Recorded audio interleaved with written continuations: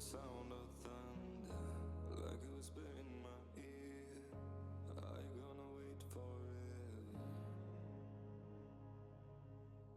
I can see the stars reflecting, the empty tires made of steel. Everything but you is fading. I see you lie. Take me away from me, beyond the stratosphere. I'm burning up. You got me falling free into eternity. When you tear up my horizon.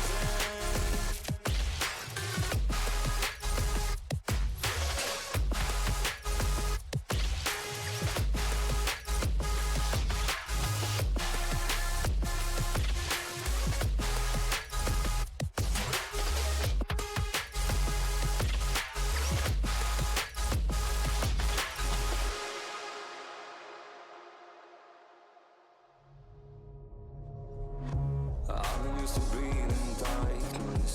The hunger never disappeared, 'cause memories have turned to ashes. Oh, still floating but I won't surrender to the tide inside of me, drowning in the endless silence, but I'm who I'm meant to be. I see your light. Take me away from me, beyond the stratosphere. I'm burning up. You got me falling free into eternity.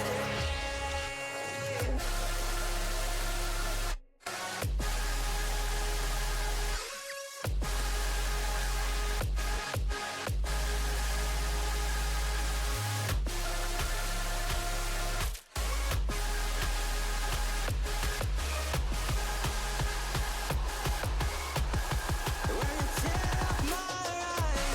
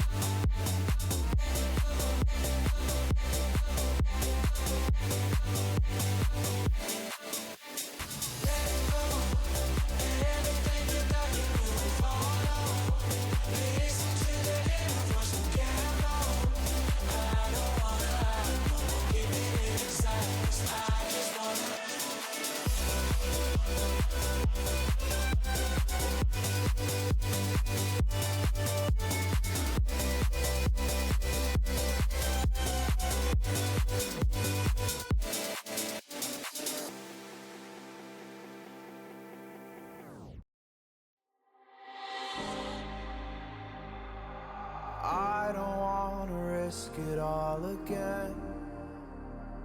But I don't wanna be on my own. It always goes much better in my head, but the feelings end up wasted. So I'm sorry for breaking down when you said you got me. I'm used to being let down, but I'm hoping if I'm falling too fast, then you'll catch me. You'll catch me. So I'm sorry that you might have to see I'm not flawless. I promise that I'm facing my problems. If I'm falling too fast, will you catch me? Will you catch me before I crash?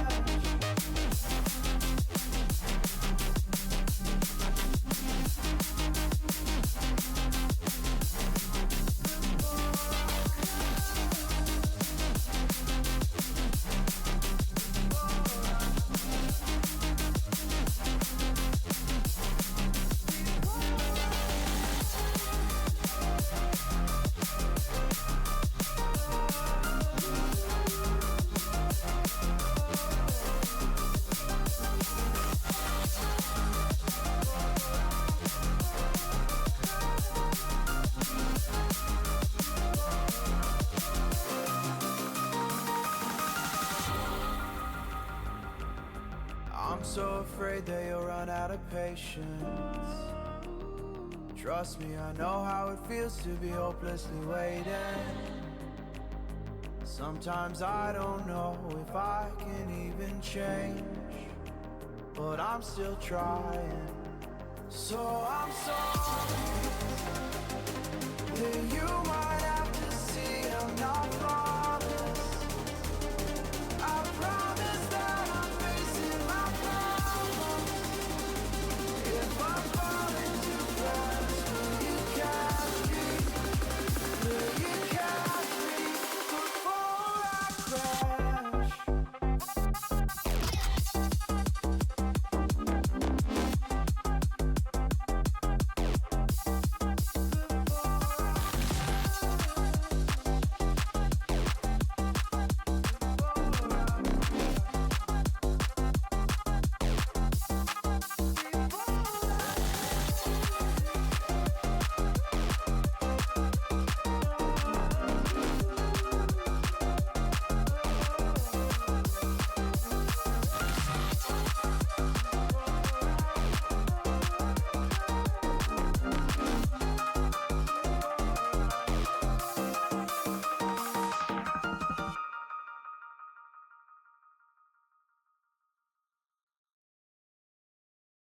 You take my mouth, raise my sins.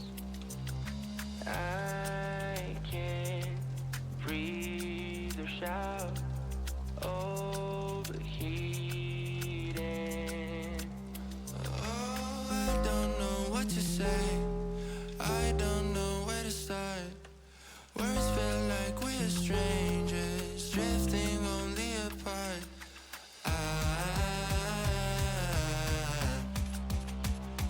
I'm overheating.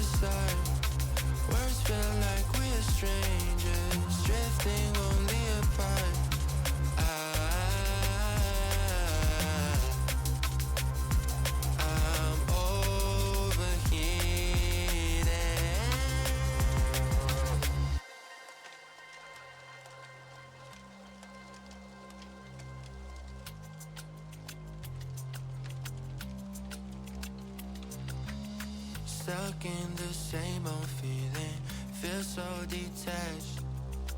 My vocal cords are bleeding, overreact. Oh, I don't know what to say, I don't know where to start. Words feel like we're strangers, drifting only apart.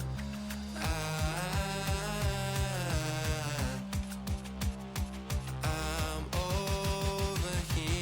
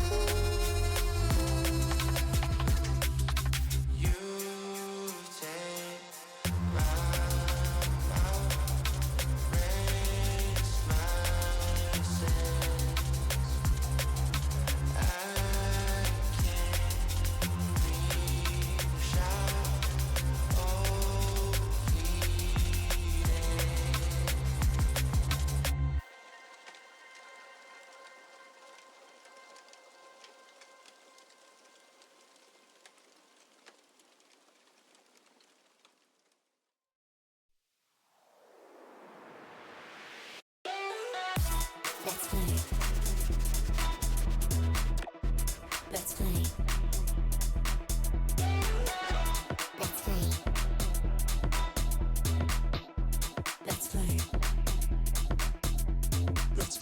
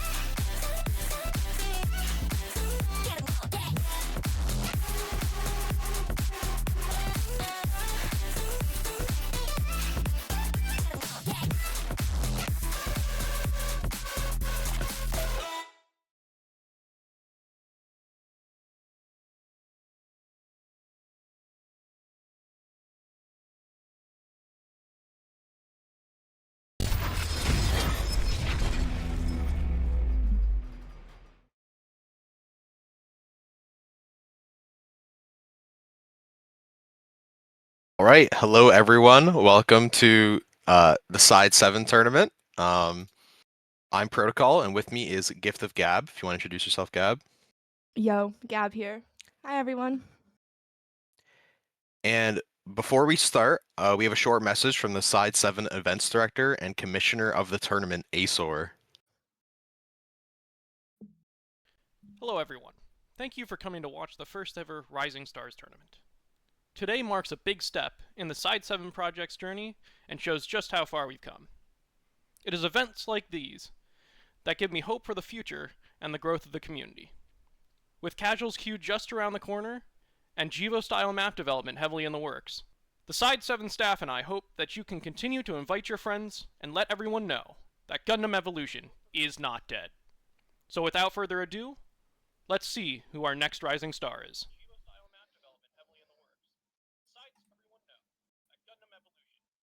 All right, so we have a big old bracket today. 8 different teams competing for 4 slots in our tournament later this month.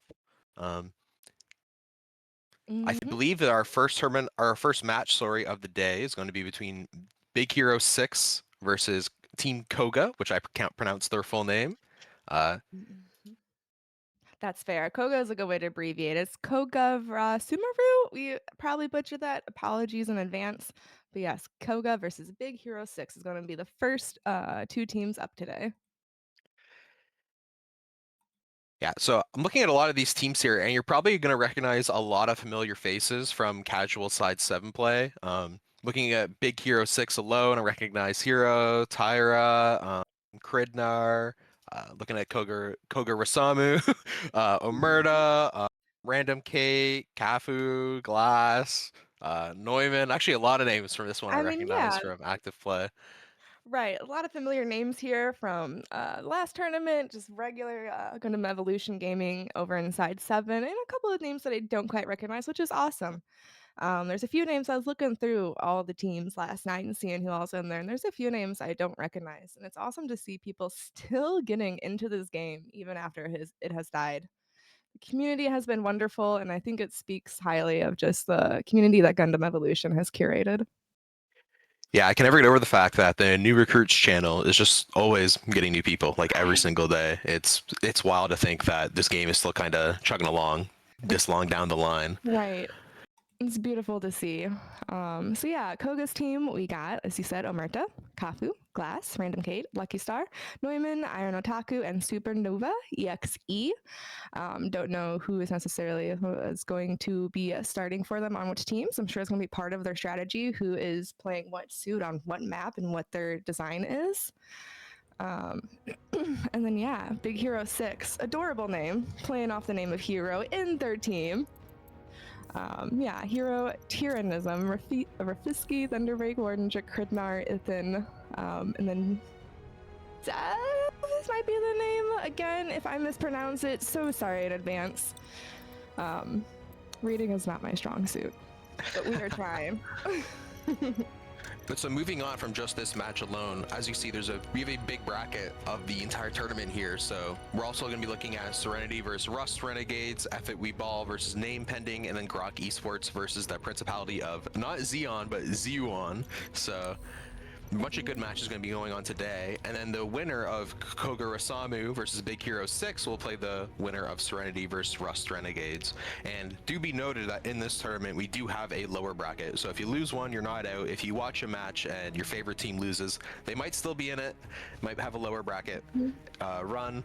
And at the end of the day, there are 4 slots here up for grabs, so if you're in either the grand final, or if you're in the upper bracket final or the losers bracket final, you'll be locked in for the next tournament happening later this month. Yeah. Okay, just heard from production that we are ready to transition on over to the map bans and picks. So let's go ahead and do that and see what our teams are looking at and what they're wanting to play on. There is a limited pool in which the teams could choose from. I know Side 7 was working on custom maps, and there were some new maps added at the end before it died out. But the pool is smaller for this tournament, and these are the maps that they get to choose from. Yeah, still quite a few maps to choose from, honestly, more than I ever thought would be in a competitive map pool. And looking at the maps right now, like some of those last minute additions are actually still included in this map pool, mainly ironworks and conveyance facilities, and already Harbor City been taken out by Team Koga. That's a shame. I love Harbor, but Same. I love Maybe Harbor. one of these days. I trying to remember back to the last tournament that we casted, and I believe I don't think we did see it. Maybe once. I could be misremembering, but I don't think we even got to see Harbor City once. No, at the end of the day, Harbor is just such a like who snipers are gonna pop off for, and if you don't really want to have that duel, then you might be more confident on other maps. Next up, Colony Trading Post band, another great map band. Come on, guys, get me upset here. I love Colony, but yup. That and Always a UCC, bandit. I remember just running over and over again back in CIO. I don't know why we loved those maps, but we did, and we ran them a lot. they're great maps. Something about a hero shooter with like a bomb mode was just pretty fun. So when the maps were good for it. It is, and it is a really fun Ashimar map, and it was a joy to get to play in there. But maybe the next teams will want to go there. Yeah, I'm trying to think of like, are there some maps where some of these players might be favored? Like I know Team Koga has Omerta who loves playing Ash, so maybe Big Hero 6 is keeping that in mind and banning some of the more flyer heavy maps. But speaking of flyer heavy map, Flak Fort been banned out by Team Koga, so and Ministry of Defense taken out by Big Hero 6. Yeah, maybe this anti-Ash play is what Big Hero 6 is thinking. Okay, yeah, they're coming out with the bans quick. It looks like they talked about this before. So yeah, they have a plan coming into here. Now, if I remember Also, go on. I was just gonna say every team hates Ministry, so getting that out is always nice. It is. It's a goofy map unless you really know what you're doing and have your angles locked down. It can be a hard map to control. Now, if I remember correctly, it's bands. They're doing all the way down until there's 5 maps left. Correct? Okay, and it's best of 3, correct? So Yes, best of 3, double elimination tournament. Yeah. I have a feeling we're going to see a lot of Mountain R&D today. yeah, I think a lot of the teams will probably lean towards domination, and Mountain R&D, also Thermal Plant, I could see getting a lot of play. Canyon Base been taken out. Yeah, that's leading towards that theory of Mountain Thermal. Yeah, just classic. We saw it last time we had a tournament. I don't want to say it was every team, but almost every single team I think took it to Mountain R&D if they could. Yeah, I mean, Mountain R&D is a map that every single person who's played this game has played a lot of and probably enjoy Mountain R&D. I don't think I know anyone who's like, I hate Mountain R&D. Not everyone's favorite map, but it's a map that's like pretty dependable. Almost everything's viable. So yeah, it's a pretty solid map. Yeah, it's perfectly laid out, very symmetrical.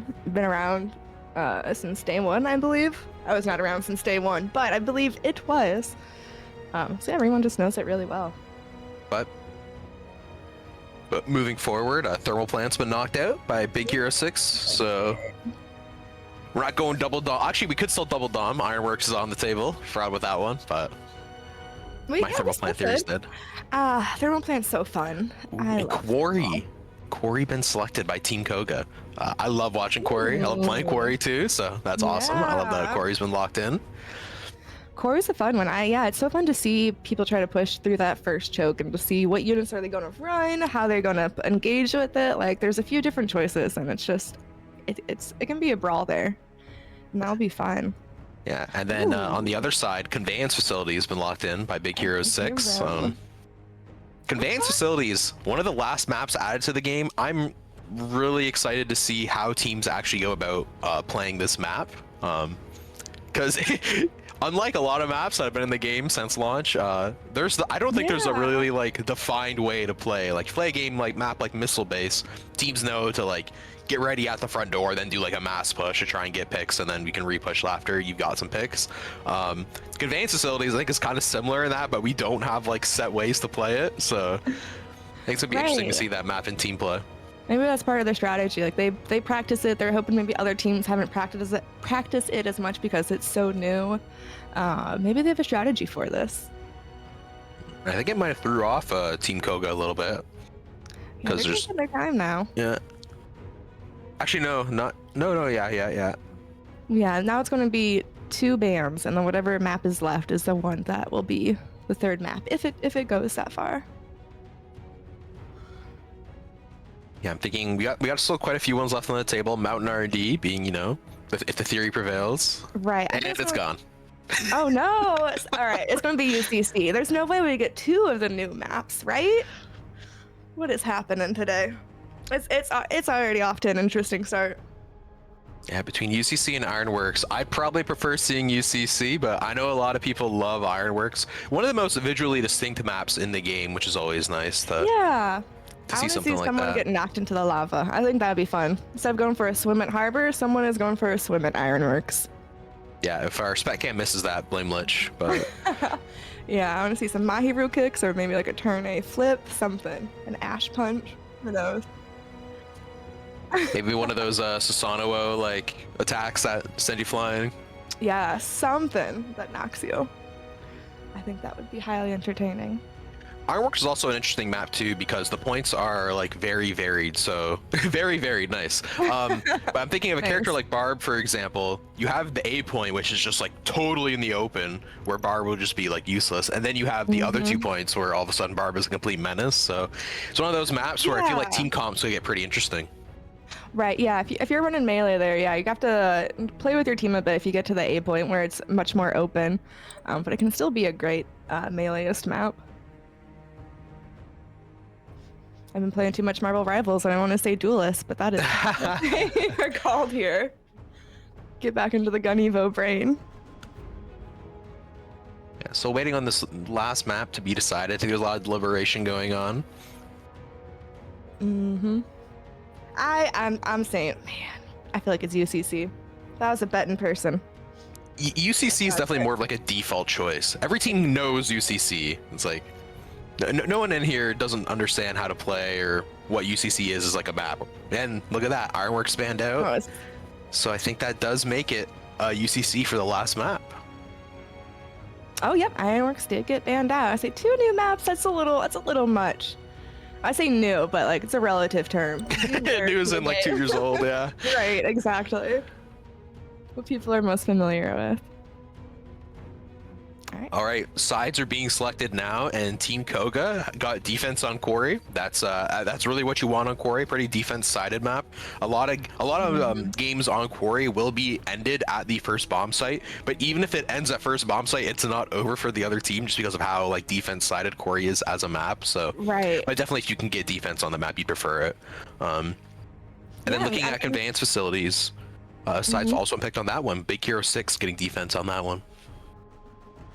No, 100%. I mean, we've definitely seen many games in this tournament and other tournaments where it's been stalled at bomb 1 for Quarry. Because like you said, it is such a defense-heavy map. And then you need team coordination. Are you going to push A or B? Do they have snipers? What's the setup? What are you looking at? I'm very excited for Quarry. I've seen some interesting teams get held there that I never thought would get held. So that should be a really good map to see. I mean, We've also had so much time for like innovation on that map too. Like things were changing even during live, like month to month people would start be playing that map differently, and now we've had like years of time to sort of figure out how we want to push and take on that map, what characters we want to play. So I'm excited to see Quarry and how teams decide to push that. But looks like Underground Command Center has been decided. Team Koga also got defense on that, so if they do go to map 3, they're probably okay playing defense there. So yeah, I just want to let everyone know that there are no units bans. It's just map bans. So keep that in mind. All mechas are available. yeah, feel free to lock your one trick. Yeah, go for melee if you really want. You know, nothing. There's no way to stop that if you really wanted to. Oh, I expect to see melee on Quarry for sure. Melee. I'm saying melee, but you know melee for sure. We'll see them both.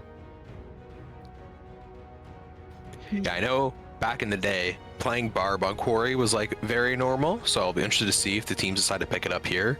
And then looking at conveyance facilities, I have no clue what comps are going to look like, so we'll see with that one. No. Yeah, I'm curious as well with conveyance. Like, flyers can still do well there. Maybe that's part of the strategy to get over that first push. A lot of AoE spamming down that hallway to try again take the space. Maybe get lucky on a pick with someone out of position. Yeah, I mean, there's a few different ways to approach it.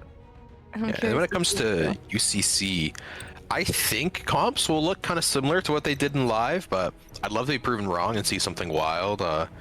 UCC, I think, is a map where I don't think there is too much like innovation on it, but we'll have to see. Yeah. That waypoint push, I don't think there's many ways to innovate on that waypoint push. Like, you just gotta get in there, get a pick, and grab the waypoint and get your respawns off, and hopefully the defense just runs away. But Right. I don't want to say too much, but I remember playing with some of my old teammates there at UCC, and some of the units they selected was not units I thought that we would necessarily play there, but they made it work. okay, And I don't want to say it too much in case they decide to run it here, because I do know some of them are competing. But we'll see what they whip out. They go in. Yeah, no leaking team strats, but I know strategy for Quarry has changed like as time has gone on. Like I've seen some crazy comps that did a lot more damage than I thought they would. So No, fair enough. We were talking about Methus earlier, and it's highly unlikely. I don't think maybe we saw one Methus last time in this tournament. This is a destruction mission. Sorry? Okay, just heard from production. We into the match, so we're gonna go ahead and transition on over to that.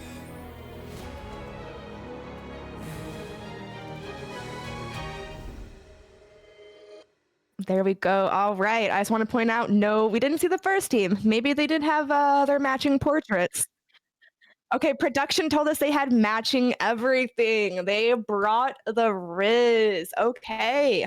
All right. Team synergy is there. We love seeing the matching icons, matching everything. So they're here. They're locked in. They brought it. They're ready. yeah, there's definitely a team coordination buff if you bring in matching icons. 100%. Plus 10 to accuracy. Take notes, chat. It's a lie. There's nothing besides coolness. Right. Already, I'm looking at these comps. I'm not seeing a barb locked by either team right now. I'm shook to my core. Right, on a bomb map, on Corey. No barb. Okay. That's fine. Okay, so yeah, let's take a look. Let's look at Koga's team. We got Hero on Sazabi. I love Sazi. Got Grandpa Gundam, Classic, Z2R again, Ash, Dom, Pale Rider. Yeah. Nothing. Go on. I mean, looking at that comp, I'm already thinking that the plan might revolve around getting War Ninja to just kind of run past the defense and go right to one of those bombs right away, draw the defense away from Waypoint, and kind of make that take free. So instead of having a big execute, they're just trying to force defense to give it up on their own. Right. Yeah, so it's going to be up to defense to try and stop that. And I do see a Dynamise on No Kafu here, which I think could put a stop to that push by just sucking everyone up and getting some free headshots. But Right, I do love to see Dynamise here. That is a fun pick. They're running. They have two flyers. Glass is also going Zeta, and they have so Sazubi. They have, oh my gosh, I'm blanking. Supernova's character, Hyperion, for shields. yeah, but already top left, Iron Taku been down. That place where Barb normally sits, played by Dom instead, didn't really work, and Tak has a pick, and they're taking that top left space, kind of setting up there as this push is starting to begin, but Thunderbreak took too much damage, had to run away, but the rest of the team cleaning up instead. All right, staying healthy. Looks like they're giving a little space. As I say that, Omerta does go down. It does look like Iron Otaku is coming back, but Glass is going down as well. Hyperion needs to get out. They wanted the revive there, but unfortunately they could not have it as they are going to push through to B side. Sazuki leading the charge. It's just dominance that Kafu behind him trying to secure B as they are pushing up on them right now. Yeah, we're already hearing a tap on A, drawing defense away while the rest of the team is going in towards B. I think that Zaku ranged is being a nuisance like we discussed, but a plant going down on B site by the Pale Rider, and it does get confirmed. Predar does die for it, and War Ninja as well, leading this to 4v6. Yeah, they were able to get the plant off. Pale does go down. That is 3 now down on the side of Koga. They still have the bomb going. They are fighting. Sosby throw out his Hawk. I don't think it quite connected as they're going for the defuse right now. And they... Ooh, it's hard to hear with all the noises. I don't think they were able to get it off. Oh, they did. And there is the defuse on B. Yeah, the defuse does go off, but important to note that some percent has been taken by the attackers. The game is officially winnable at this point. So. Right. And we've seen many teams get held here. They still do have the checkpoint respawn. Lead was not taken, so they can come back a little bit faster. Ooh, Sazabi is in there. Gets two. He is pushing them to get the cleanup on it. Down Trooper and Ash are fighting it out there. Down gets the win on that one, but unfortunately it's just, Sazabi does go down. It's just him there. Yeah, just Tyra left in this fight, and they're about to go down, so pretty clean hold there from Team Koga, but we got plenty of time left in this match. Right, we're starting to see Koga has two ultimates. They're about to have Ashen Mars. Big Hero, they already have their Pale Rider and the Dynamis ult. Glass just got theirs. We might start seeing some ults here to do something. Might try to save it for getting the bomb planted. We just saw, Grandpa goes off, and that is a beautiful spot for his. Big Ash Punch, got two, doesn't get the Molly off, does get punished for it, but he does get two taken down, and they're trying to get the revives. And they get both of them off. Now the Pale Riders come out, Glass comes out, he gets a big stun! Oh my gosh, and Iron Otaku is just coming through, cleaning it up with the Screaming Nimbus. They're taking it all the way to their waypoint. They said, we want that. You do not get to come back with that. They did an pop. absolutely huge win there from Team Koga. Resecuring the waypoint here as well is absolutely unbelievable. And of note, they do have Dynamis ult still available to hold this, and it's just been popped. There we go. Yep. So they popped dang near everything on that. So yeah, now Dynamis trying to here hold defense with it. They still have a couple ults on Koga's side to push. You see Z2R is able to maybe sneak by, do some more sneaky backline, make him turn around, trying to give his team some space forward. Unfortunately, Tyrannism does go down, and there goes Ash down as well. Unable to get the revives. Looks like, yeah, Z2R is in there, trying to cause some chaos and confusion, just spinning around, dashing like crazy, trying to get him to turn. Unfortunately, I don't know if it's going to be enough. Sazi does move in, but Kridnar does get taken down in that. The team is forced to push back a little bit on BH6. They're falling back. They have to give some of that space. Yeah, Big Hero 6 did finally take back waypoint though. 25 seconds left to try and get a play down either of these bomb sites and keep this map going. Looks like we're getting one last big team fight here, and this will probably decide if we get that bomb plant or not. We're seeing Hyperion kind of hold this space in the top here. Sazabi fighting back, throwing an axe to that shield. We're seeing the Hyperion all come through though. It does grab Sazabi. Going for more. Doesn't actually finish off the Sazabi though. Well, it does get him. Looks like we are dealing out. No one is able to get that plant down. And that is round one. Yeah. So that's that one plant earlier in the round was all they got. A little bit of miscommunication there at the end maybe, where they probably could have at least had the bomb, but didn't really seem to happen. And yeah, that's the way the cookie crumbles on Quarry sometimes. Just yeah, that truly just a Quarry match right there. Everything got super intensive, and all the ults started getting popped. They tried to push, and they were able to make space, but unfortunately, 25 seconds is just not a lot when you're trying to get that plant down and fight another team. We'll see though what happens here on attack. You said this is a defense heavy map. We'll look at the damage here.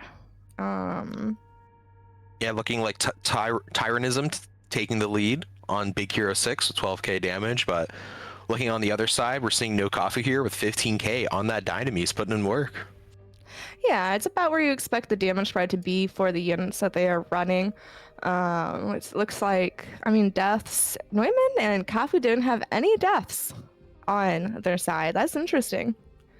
Yeah, I think it goes to show too, like how some of the fights got a little staggered on the attack side there as well. Like that last waypoint fight, like I saw War Ninja commit it all where, and sure, he got the kill off of it, but it was a fight where most of your team was still respawning. And I know the waypoint respawn is closer, but maybe some of these fights you could have held your utility, held your ultimates, and gone for one last big push. And maybe you would have had more than 25 seconds for that final push. And it goes to show how, meanwhile, Team Koga, they weren't staggering, they were falling back. And even though they were losing fights, they'd leave and still stay alive. And that's a lot of it. I think that's something hard for a lot of players to learn, is your life is worth so much more in this game than just dying and respawning. Like that 6-7 seconds, I can't remember now how long it takes, is really a game changer. This game comes down to seconds.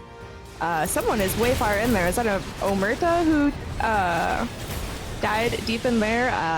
Yeah, he is down right now. Oh no, that was War Ninja who died in there. Okay. Apologies. All right, looks like they're starting to move on to the left side height. That is a classic place to take from. Thunderbreak does go down as they are able to take that corner, and now they are probably going to have to start falling back. Yep, as they are able to take the space, and they are starting to push up now. Yeah, teams immediately fall back from waypoint, but Team Koga is trying to get some finishes here, trying to keep that advantage going into the bomb site. It looks like a fake push on the right has led to a plant on the A site. Omerta barely gets it off, but he does. Their life for it, but yeah, they are able to get it off, and now they only have 15 seconds to come back and push. They are able to get Krugnar down. They only have 10 seconds. They need to start making some moves. They don't have really any big shield characters right now besides Sazabi, who is getting there trying to shield, but he gets taken down. They have no one to defuse. He's going for it, but it's just too much pressure. Yeah, the map is done just like that, Corey. Quick as it came, quick as it goes. Really well played there from Team Koga. Like, just very well played to get in there like that and make it quick and easy. Yeah, it was solid team coordination. They seem to be moving in sync there, falling back when they need to, pushing when they need to. I think we saw a bit of that from Koga. It could be, I think, a little bit tighter. They had like some good and just some awkward staggering that I think was what cost them in the end.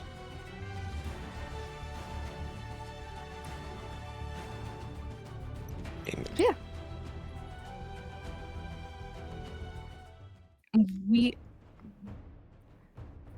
We are transitioning. All right, so with Quarry done, I guess now we're looking at Conveyance Facilities, which, in all fairness, for Big Hero 6 is their map pick. So maybe they just aren't a confident Quarry team, and now that Conveyance Facilities is coming out, we're going to see a different look from Big Hero 6. But Quarry did definitely go in favor of Team Koga there, and like pretty drastically too. That's not the way you want your Quarry map to go if you're on Team Big Hero 6. No, it definitely is not. Maybe they're discussing it as they come into Conveyance. It's, like you said, it is one that they did pick. I'm sure they're going to have a little bit of a better strategy going into this and how they're going to approach it. And maybe we'll see how it goes for them. Yeah, one thing of note with that Quarry map that I couldn't really get over was that on both teams, the waypoint push kind of fell apart pretty quickly, and both teams weren't running that barb in the like top left high ground, and that's where the first picks were happening on both sides. So yeah, not to push my opinion too hard, but I do think that barb is important on Quarry for that waypoint hold, because that is. Yeah, it's just how you hold that top left. You need something that can just kind of safely deny that space. Barb's pretty good for that slam. Mahiru even also works, kind of just throwing your rockets in there. No, 100%. And I was going to say that is a very important area to control, because if you lose it, then they have free damage raining down on you, and they're going to push from main, and now you have to fall back, and you give up so much space, and it's just a Mahiru or a Barb could help control that area. Because you are correct, that is definitely where everything fell apart as soon as the attacking team got control of that little high ground corner.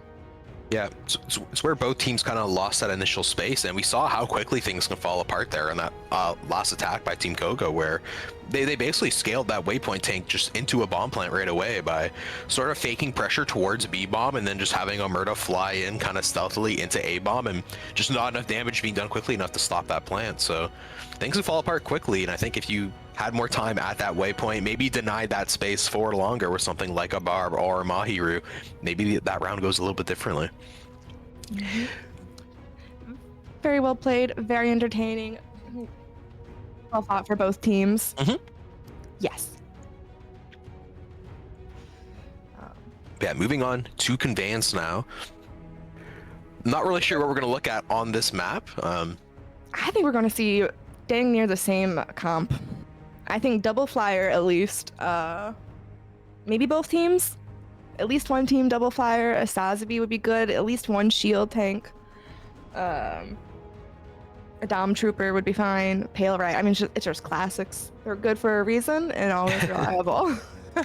Yeah, I can't go wrong. Dom Trooper, Sazabi, Pale, like, all the classics. Ash. Even trying to sneak through. It's a good smoke map. Yeah, I think we're going to see probably very similar to the last comp. I will say sneaking through on this map, not as reliable as sneaking through on a bomb map like Quarry, where when you plant the bomb, like you have to leave the attention. If there's one person on point, you can kind of leave it for a bit. It's not gonna like immediately lose you the round. They have quite a bit of time if there's just one guy on point. But teams are loading in now. We saw those coordinated photos again. So Yes, I was so gonna bring that up if you didn't. Wanted to mention that again. Looked very clean there, Big Hero 6. Just want to say we saw that. We nod our heads to it. But yeah, here we go. Comp again, very similar to the last game. Big Hero 6. We got War Ninja on the Z2R, Hero on the SAD, Tyrannism on Your goal is to capture Grandpa. We got target. Dom, Ash, Pale, The mission is classic. about Not to double begin. flyer though. yeah, no double But- flyer as of yet. But players are still loading in though, so things might change. Yeah. I will note Big Hero 6 is rocking the Sazabi, while Team Koga isn't. I guess their quote-unquote tank is the Hyperion, or maybe even Zeta. Zeta has a shield too, right? So Yeah, I know Supernova, they've played a lot of Hyperion. That's what they are comfortable with. Yeah, she's been playing that for a long time now. So it makes sense. That's Yeah. the unit she's comfortable with. seems to have worked on Quarry, so we'll see if they're able to make it work on large advanced facilities. I mean, the Hyperion shield falls apart so quickly, but maybe just that like 1 or 2 seconds of damage denial you'll get on that push at this first choke here will be enough. And the match is getting ready to open. We do see Koga is going double fires. I'm very excited to see that. Looked like something went out, but it didn't quite deploy. So they're starting to push. Marta going left. Most of the team is going right. That is your typical standard push start. We do drop a little bit of heals. Tyrannism does get a pick immediately off of Koga. It does get their Pale Rider knocked down. Not good. Now they get 2 fallen, already making some moves. Yeah, looks like the points kind of already kind of falling apart a little bit for Team Big Hero 6 with those picks coming in right away, but oh, sorry. Ooh, that big Little bit of Ash mismatch rally. there. Yeah, Ash Rally was able to take down Grandpa and get a little chip damage onto Ash, which was enough to help bring him down. They do got 2 picks down. See if they start taking advantage of this space. We got Zaku and Kafu here. Yeah, Z2R does go down. He does get taken down in turn, but his team does turn around to revive him. You love to see it. You don't see Yeah, that often. The revives make a really big difference in this game compared to a lot of other hero shooters where when you die, you're out. In this game, you die, you're not always out. So we're seeing the attack finally push in here, though, to the actual point itself. We're going to see if Big Hero 6 can hold this point. Team players are kind of stuck in the bottom right health back area, and they're getting volleyed out. That's going to be an awkward understanding of like where you need to position yourself and all the places that you can attack from and the angles and where you need to hold. So it looks like 2 people are weak on Big Hero side, but Thunder does go down, but everyone else is able to stay up. Pale does drop his health pack, able to keep his team up. Their Pale and Sosby are playing well together and trying to keep each other alive, but it is a lot right now. They do have to back up as they are eating so much damage. They're doing a good job of playing their lives, staying alive, stabilizing, regrouping. They got the pick off of the Dom Trooper. Grandpa throws his ult out, and that was a good time to push. Unfortunately, they weren't able to secure that kill, and they do bring him back up as Supernova does go down. Oh gosh, Kafu ult does find Sazabi. It's a big pick. Yeah, notably, that fight went so long with nobody dying on either side, but finally picks are starting to go the way of Team Koga. Iron Otaku with 3 pushing deep into their spawn. Yeah, I mean, we saw Big Hero 6 did a good job of falling back there and not giving away free picks, but everyone falling back at low HP kind of led into Iron Otaku just taking that space, and with that, the point goes the way of Team Koga. Those Dom Trooper mines can hurt. As we saw, it takes out 3 of his team as they now set up here. It's a classic hold and choke. Ooh, big stun coming off from Glass as he pushes with his ult, takes down Kridnar. They do secure the kill on that. Glass does pay for that ult, but he does get one out. Oh, no, Screaming Nimbus comes in. Excuse me. Oh my gosh, and the people are going down on both sides. It is chaos. Ult are getting popped left and right. People are getting punched. You're getting screamed at. Yeah, definitely chaos on both sides, but Team Koga definitely with the overall win there on that point. But double ult Dom Pale Hades back in from Team Big Hero 6 as well to try and retake this space. They do not want to give a free tick of that point. No, they do not. Classic combo. They are able to secure the point back as they are pushing Koga's team back a bit. Yeah. And so all those ults blown and no tick for Team Koga. So Big Hero, if I'm a Big Hero 6 team, I'm pretty happy with how that goes. And 2 more picks for him, kind of ending this fight before it even began. Yeah, honestly, they'd be happy they have Grandpa. I keep saying Grandpa. They have his ult back. Sasuke still has theirs. Glass has to fall pretty weak there, but they're just now classic setup, just fighting. War Ninja might do. That was a bold move to drop there in front of 3. I was wondering what they were gonna do. Oh, I think Alberta was looking for that punch, but didn't get that last percent in time, so had to come back. But yeah. But he's got it now, but no HP. Luckily, Pale Rider, that, super he's does all the looking for damage, it. Yep, also he saw that heals. There's the weakness. punch. Was able to clean up the kill that was going down. He does pay for it, but they are equal on numbers, so they exchange. Ooh, Nova did go in with the Hyperion. I don't know if they were able to get one, but it looks like it did buy enough space for them. No, Kafu has to... Nope. Big Hero 6, again, with only 2 alive there at the end, still able to deny any sort of point take from Team Koga. Team Koga just being kind of stalled here. They don't really have a way in. And only the Grandpa ult available, not really much to sort of get yourselves in right now. No ults available, Glass meanwhile, is on looking- Team Big Hero 6, so... Looks like Glass is looking for the ult. Didn't quite see what they were looking for. Yep, Grandpa does pop his ult. Wasn't able to get anything with that besides buying some space. Supernova Omerta with the big molly coming down. Yeah, that was actually huge. Glass's ult there stunned, I think, 4 people, and Omerta just cleaned 3 of them up with a molly, and there's the ult from the Dom Trooper. Yeah. Don't know if it was 100% necessary, but it did sort of get another pick, denying that full regroup potential from happening too quick. And we're seeing 2 ticks go the way of Team Koga here. So can they get the rest of the point? Finally, the point being fought over. 1 tick left.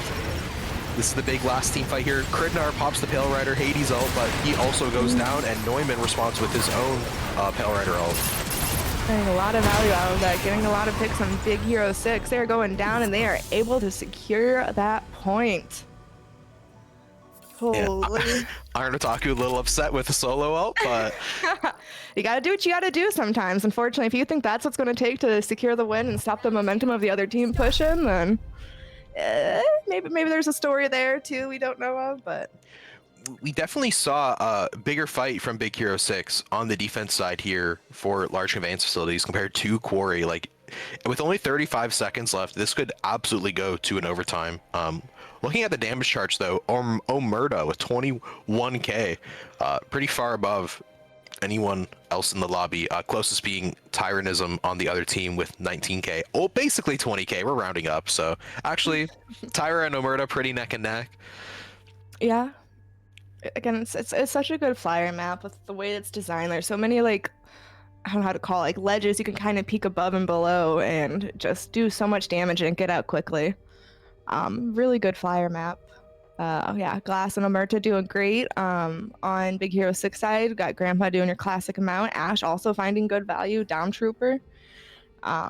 Pretty close on damage distribution. Still, even for deaths too, just a little bit more on Big Hero side, but it's It's always going to lean game. a little bit towards a team that wins the round, just because like of the nature of the game. But yeah, I don't think there's any like crazy outlier here in this lobby. No one's kind of like not carrying their own weight. So I think it's just really going to depend on how this attack goes from Team Big Hero 6. And looking at their comp, nothing really changing between their defense and their attack now. Still rocking the Sazabi. So we're going to see how that affects their push, having that huge health pool, and half of it's already gone. Yeah, I think he's trying to bait some of the utility there.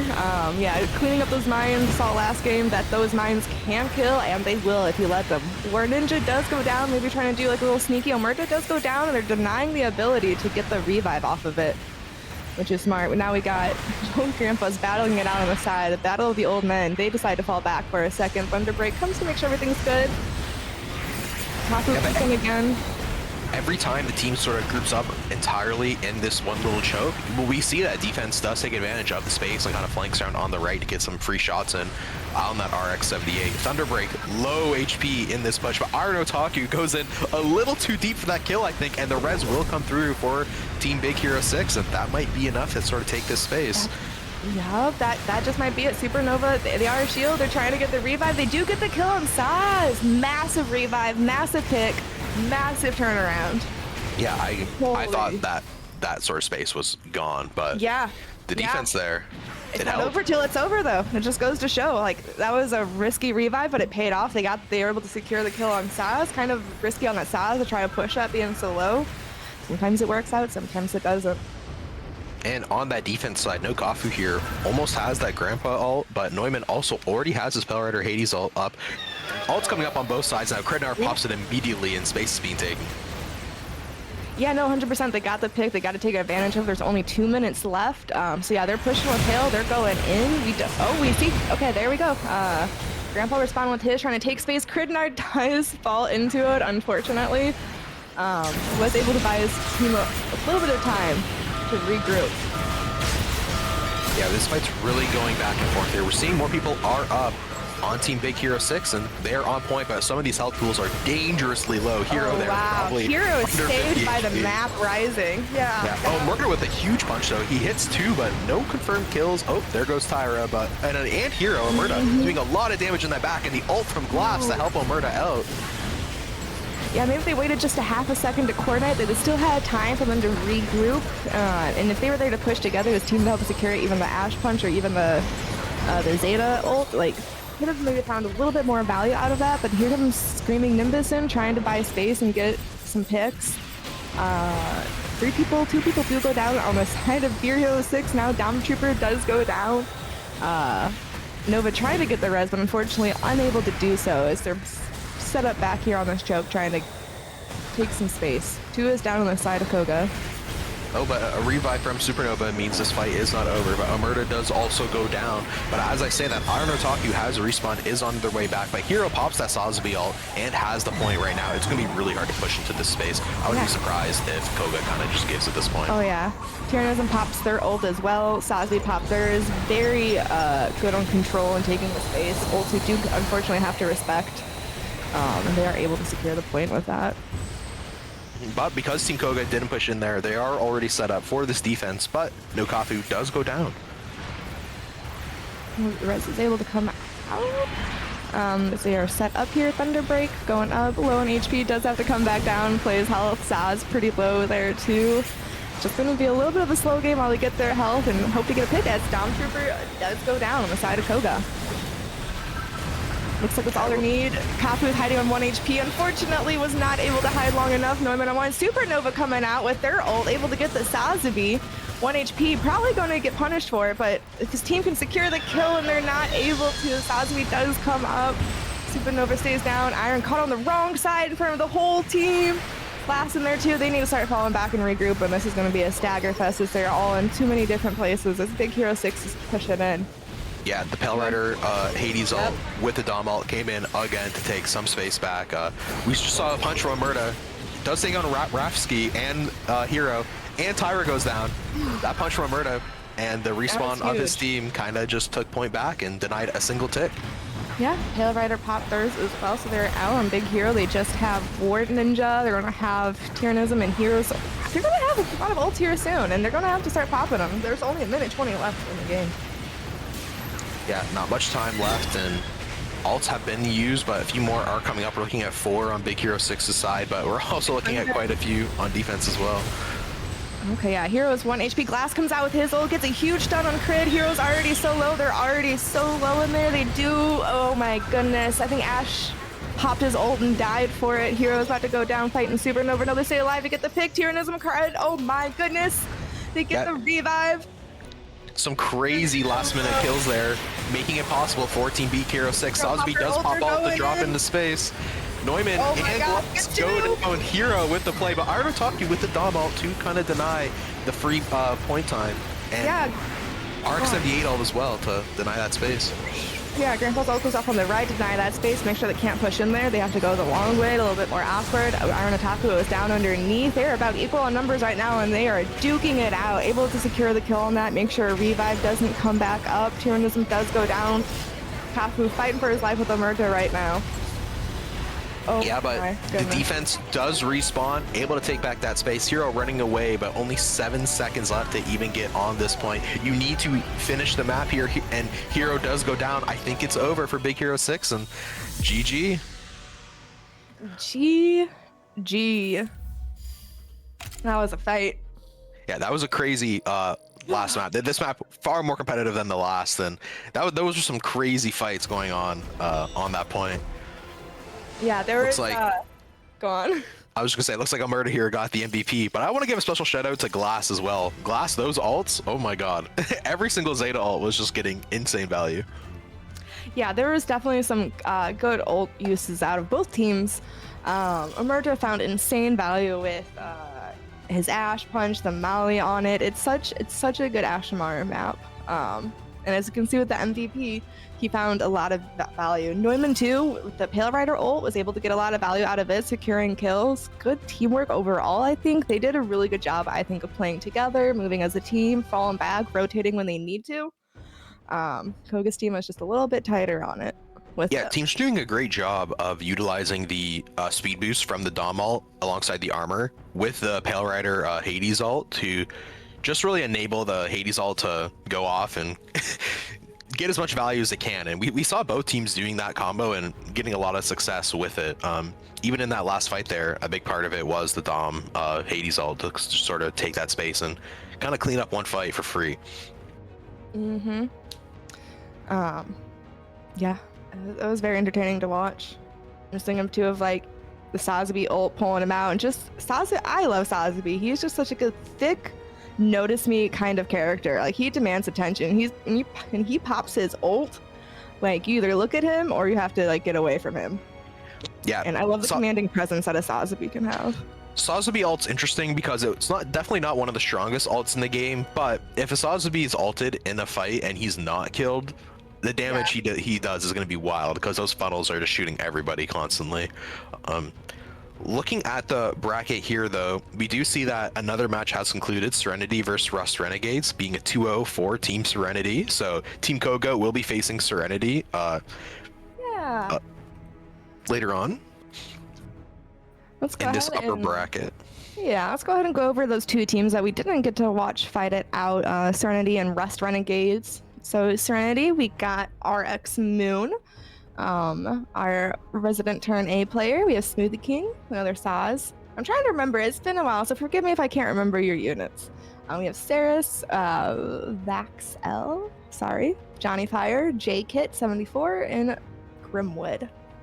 So very familiar names for me, a couple of them new, and that is on Team Serenity. Yeah, I know some people are expecting a lot of big things out of Team Serenity, potentially being one of the teams to qualify to the next tournament. So off to a good start by getting this win here. Yeah.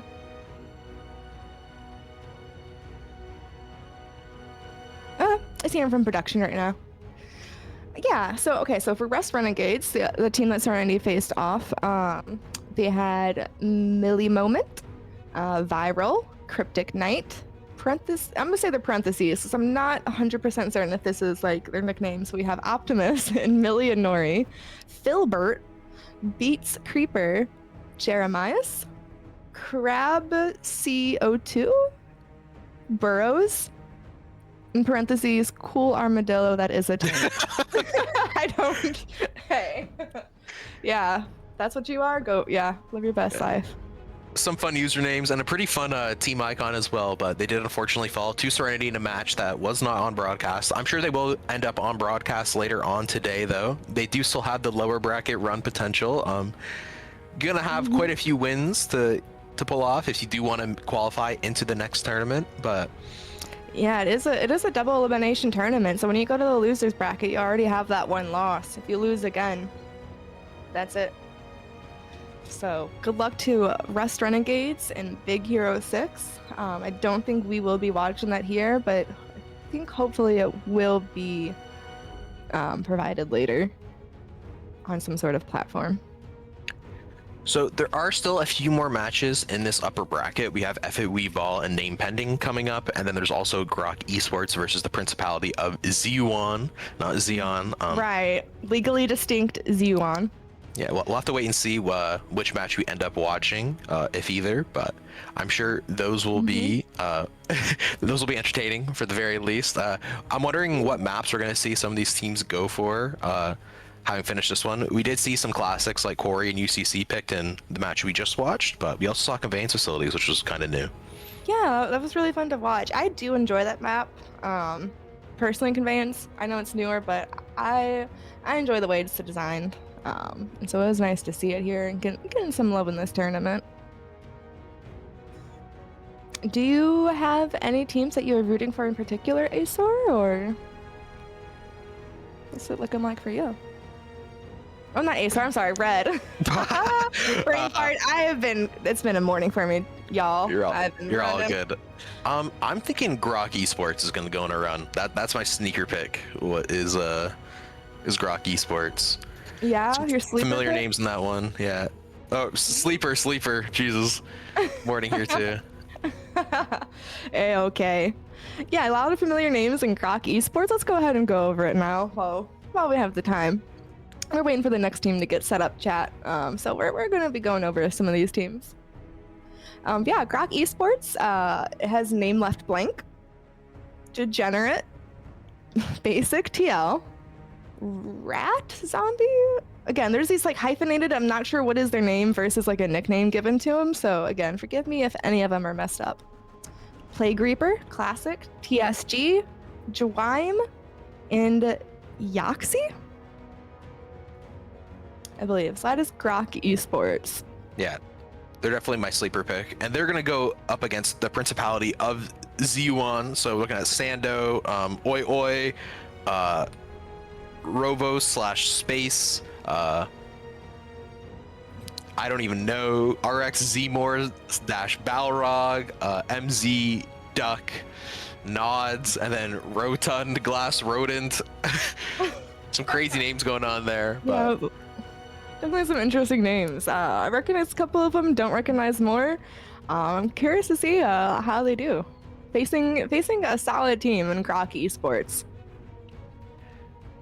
Yeah, then there's also F It We Ball versus Name Pending. That's also going to be happening. Dom Trooper in a maid costume for F It We Ball. I'm going to be cheering for that, unfortunately, for Name Pending. Looking at F It We Ball, we got Castian, Cardis, Droid Cool, Degenesis, Koboltik, Felwinty, Sweet Peeb. I mean, this is basically Rizzards kind of revamped a little bit. Let's just call it what it is. Yeah, I think there might be a little bit of Rizzards in there for sure. Looking back to the CIL days. Right, yeah. Throwback to the CIL days. Yeah, we have Rizzards, which was Cass, Cobalt, I believe Fel, and Droid, and Cardis. Can't remember Degenis. I know Peeb was on my team. And Zim. So I know he's a really good shooter, mechanically inclined. So curious how he does here in the Gundam world. Oh, and that match is actually just concluded. 2-0 for F It We Ball versus Name Pending. Ooh, okay. Name Pending was the last one that we were getting to. Last but definitely not least, we have Name Pending. Yeah. So on Name Pending, we got Duran Boros, Lord, Big Boss, Bentem, Dawn, Heroic Sandwich, Hika, Dala 27, Pad 24, List, and The Spoonful. Yeah, and that is Name Pending. You said they did go, unfortunately, 0-2 against F It We Ball, so they'll be brought down to the lower bracket against, Principality of, you say it better than I do, I'll let you say it actually. Yeah, Principality of Z1, yeah. They did lose to Grok Esports, it looks like, in the meantime, so. Ooh, F It We Ball versus Grok Esports. That's going to be a good one. I mean, so is Koga versus Serenity. They were able to take out Big Hero 6, who put up a good fight. I mean, these are all solid players on solid teams. Yeah, I'm definitely curious to see how the rest of the day sort of shapes out here. I think already we have some great matches in the winners bracket, and we'll see how the losers bracket, kind of prevails throughout the day, and how some of these matchups end up going. Yeah, it is still, it can be anyone's game. Double elimination. Yeah, if you lose one, you are not out. We could still see any of these teams make it to the top 4 and qualify for the tournament later this month. We just saw how strong Team Koga was versus Big Hero 6, and they're going to be going into Serenity, who I think to some was kind of the favorite as we entered this tournament. And then on the other side, F It We Ball versus Grok, that's going to be an entertaining game. I really don't know how it's going to go. And just in case y'all are not aware, there's another tournament in 2 weeks Let me double check it as two. Yes, the 25th and the 26th. I will not be able to cast for that. I don't know if you are, Red. I'll be playing in it. Oh, how beautiful. Well, darn, I wish I was able to watch, but unfortunately I will be busy that weekend. So that should be very entertaining. If you want to see OG Methus over here, go ahead. Tune into that. Yeah, so the current structure of the tournaments is that this one is sort of a qualifier into that final one where there's going to be 8 teams total, I believe, 4 auto-qualified, and then 4 more from this tournament sort of end up in that final one. Correct. And it looks like, let me see, I got a note from production here. Let's see. All right, so they are getting the map bands together. We are going to be looking at F-It We Ball and Grok Esports here. That's what we'll be viewing. All right, we're going to see some new players here. We've already gone over the teams. I've already kind of made my point. I think Grok Esports has this, but I think F-It We Ball has it, actually. Yeah, like I definitely think this is a 50-50, but I'm leaning my way, you're leaning your way. We'll have to see. You're leaning on the OG Wizards. I'm leaning on just the names I recognize, and we are moving into map pick bands. Yeah, Peep is a former teammate and just a homie that I game with, along with like half of F-It We Ball. So I'll be partial in the casting, but I'm low-key rooting for you guys. Good luck out there to everyone. I just want to see a very passionate, entertaining game. A clean game too.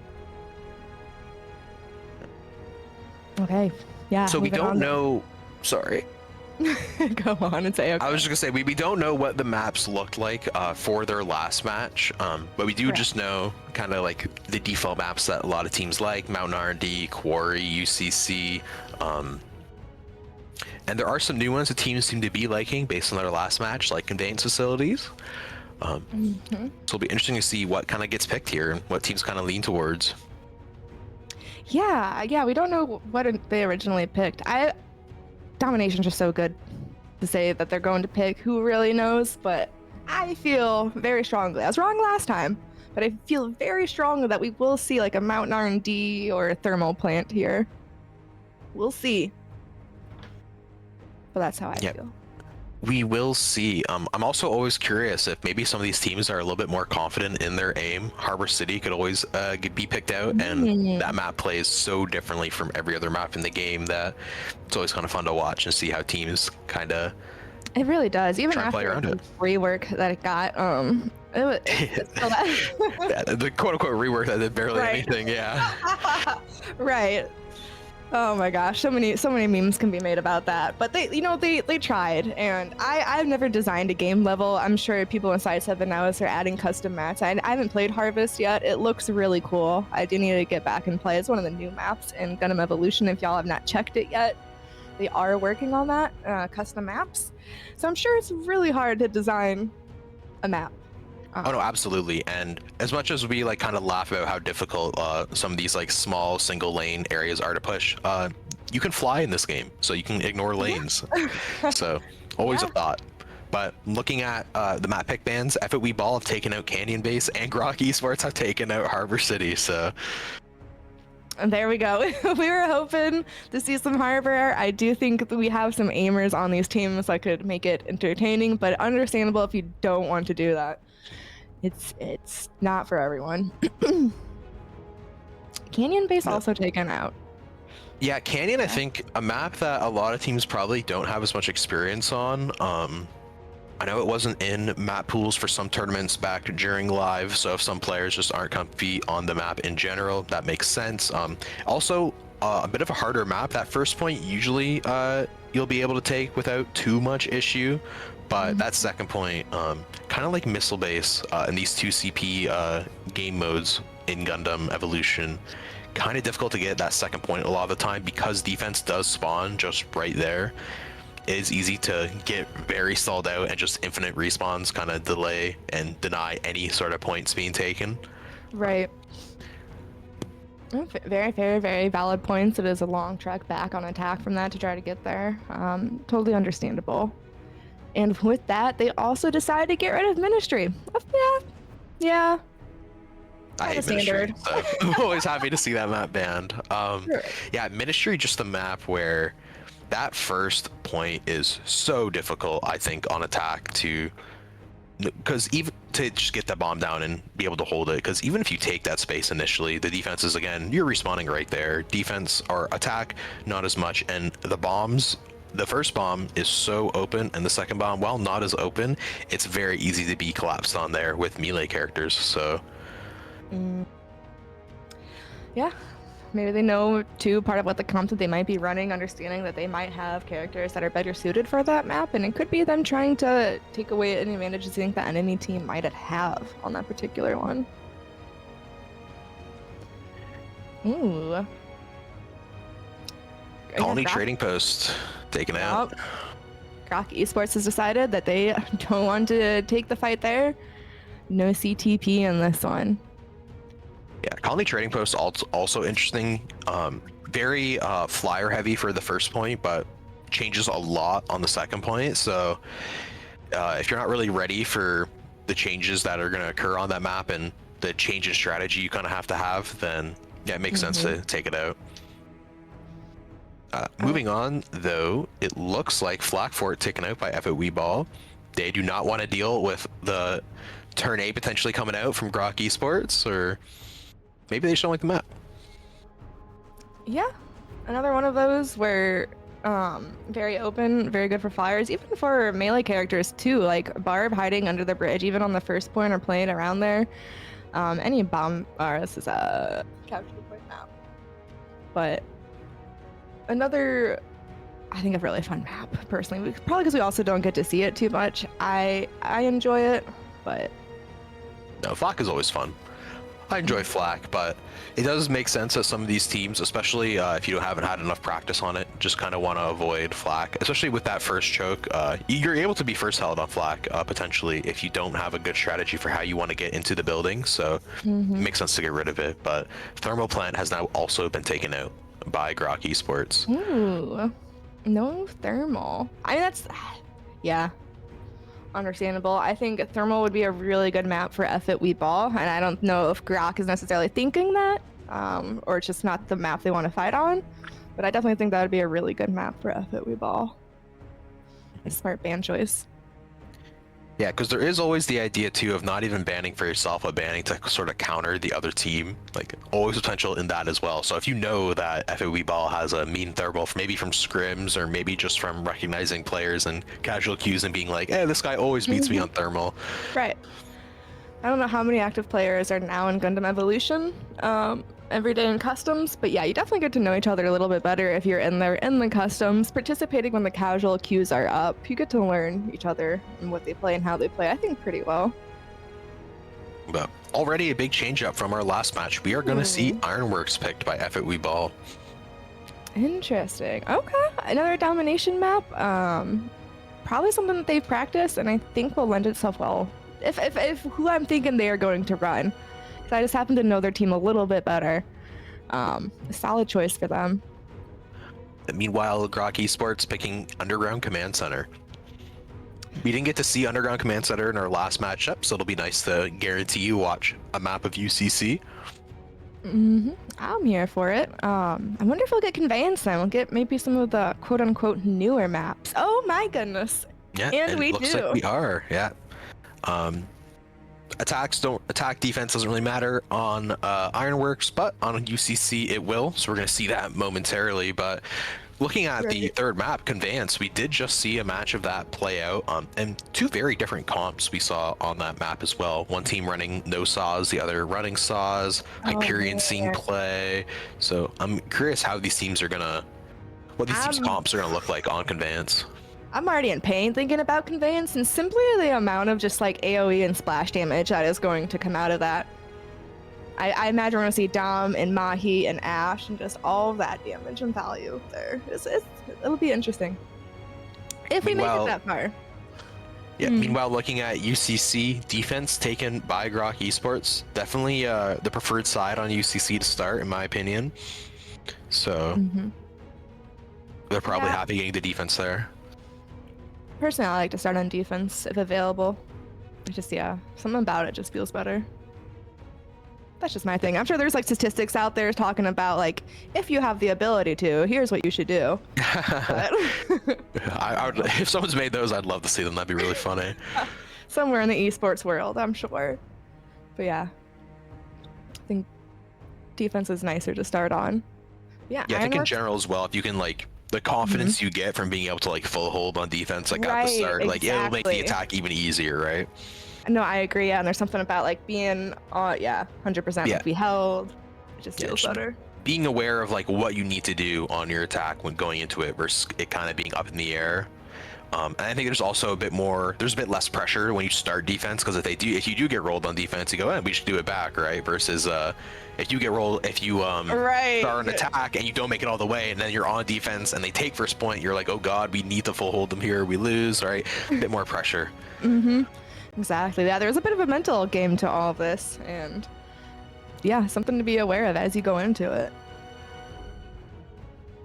But now we're just waiting on side choice for conveyance.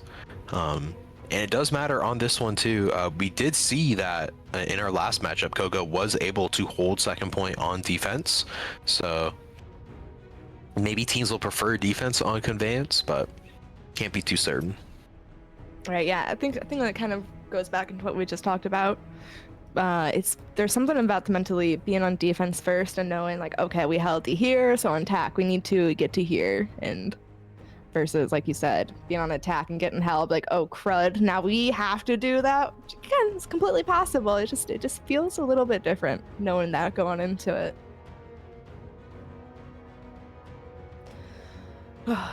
I'm excited.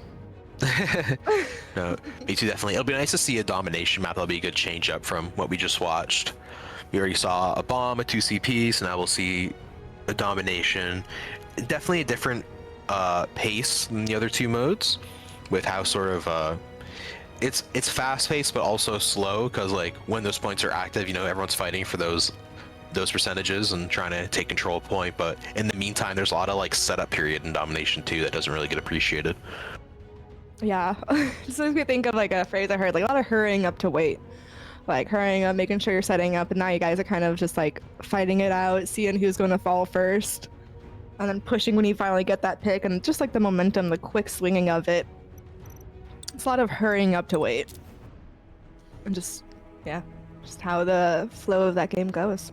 Yeah, and we do see the side choice has come in. Grok Esports once again getting defense on conveyance facilities. Looks like FOE Ball, I think they would have had the choice on one of those, so choosing to avoid defense, it looks like. Maybe they feel the complete opposite of what we were just talking about. Everybody is different. Maybe they're just that confident. They might just like holding W. Yep, captain of the W keys over here. That's all they know. What is an S key? Don't need it. And we are going to be moving into Ironworks now momentarily. And again, Ironworks is an interesting map because of how varied fights are point to point. Like there's one of the points very open, lots of open airspace. Other points very condensed and compact.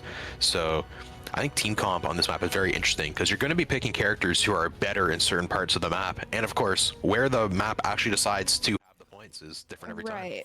Right, 100%. We'll see if that affects them at all. Maybe they'll decide to deal with it if one point doesn't. Ooh, look at that. Not coordinated, minus points. Pretty close. I'll take the Not blue and coordinated the either. red, orange, kind of Halloween-y. Yeah, step it up. I do expect to see at least one person somehow knocked into lava. That is my hopes for this. Yeah, that'll be plus 10 points for sure. Plus 10 for sure. We'll see.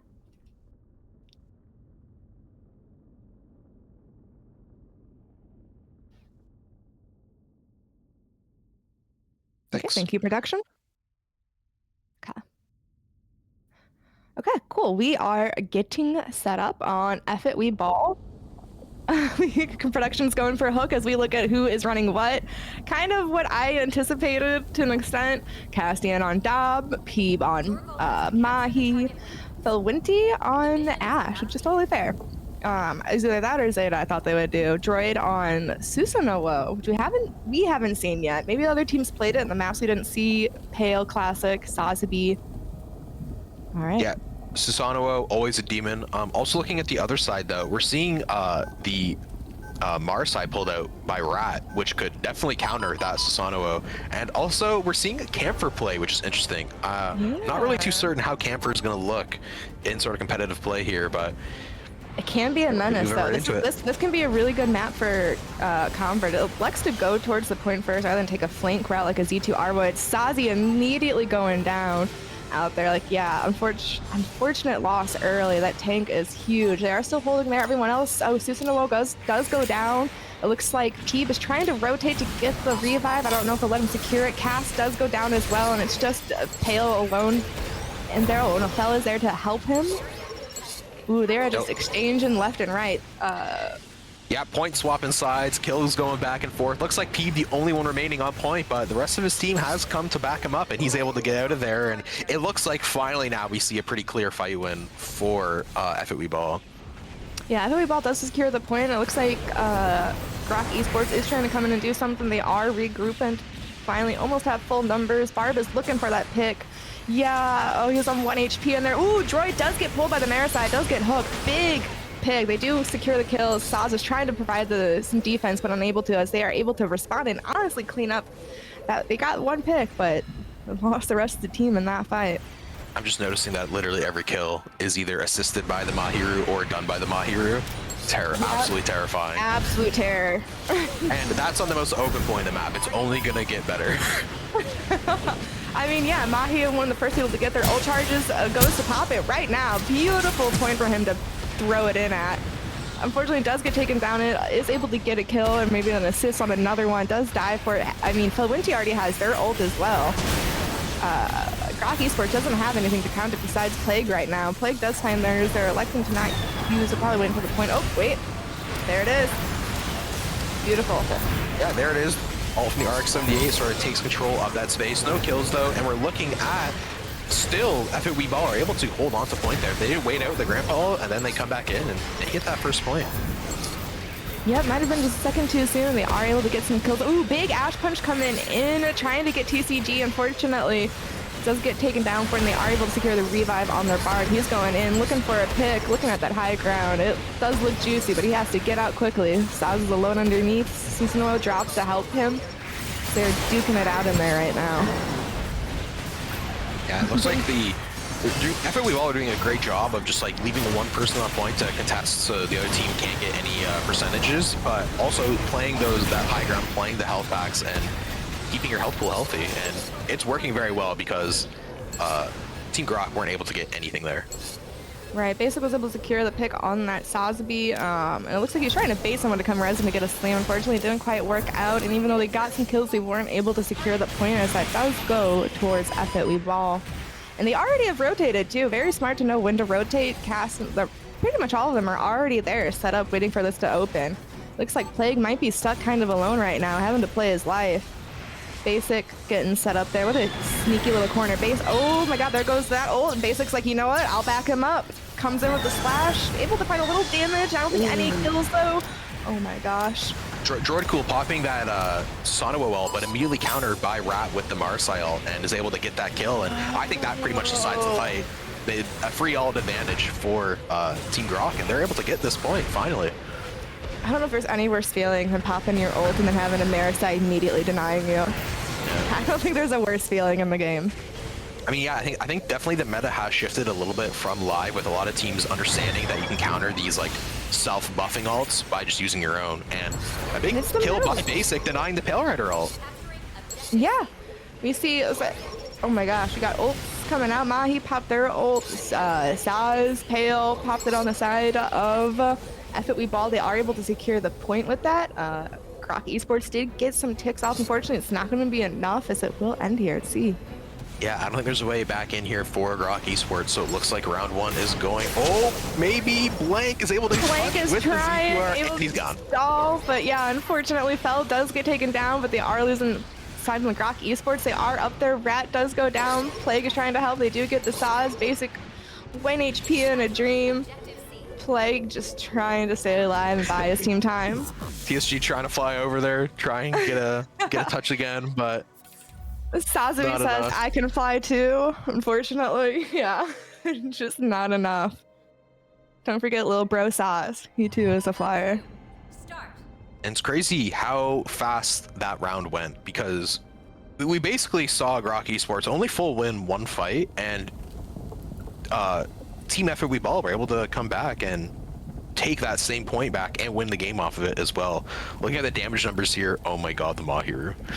I hate it. Yep. Should not be allowed to exist. Yeah, Peeb's Mahiru is pretty sick nasty, and it's kind of how, yeah, I thought that was gonna go. But not for lack of trying on Grok Esports' part. I mean, Plague and Sewer Rat holding it down. Basic, trying to find a lot of value with his Barb, getting some good picks. Just, I think, again, the team coordination, not quite all the way there, as it is on FOB Ball. I do have to say, I question the Camphor, because even when we saw it like get an alt kill, it just went down immediately after. I always thought that Camphor was a little bit overrated, because you just don't have a way out. You go in with all your dashes, and then you just die. That was always my experience, so I am happy to see Camphor looks like it's been swapped off. We're seeing Basic off of Barb as well onto a Jin, and Bellrider being active, and everyone's dead. Yeah, they walked right into that Molly and Droid in that hallway. I mean, yeah, it's a melee's heaven. It's all of their heavens over there on the time of FOB Ball. They love a good hallway or tight quarters. Yeah, Susanoo and Felventi at 40% all charge, both of them, off of that fight. That's insane. Yeah, I mean, it's so much value in those tight spaces for them. Something to think about. Oh, Rat got off of the Marisa. They decided to go onto the Ashamar as well. Yeah, I do think you can't just full group into a Susanoo comp. Like, you can't just let him run through the entire team, and that's what happened in that first fight. But this fight going a little differently. We're seeing some more back and forth here. 2 picks on both sides. Yeah, just even on both sides, Droid is waiting up for anyone to step in. Basic trying to knock him back, but he's squared up against a Sazabi, and he is just one little shield guy against a lot in the face of that. Rat trying to provide some distraction, does get punished for it.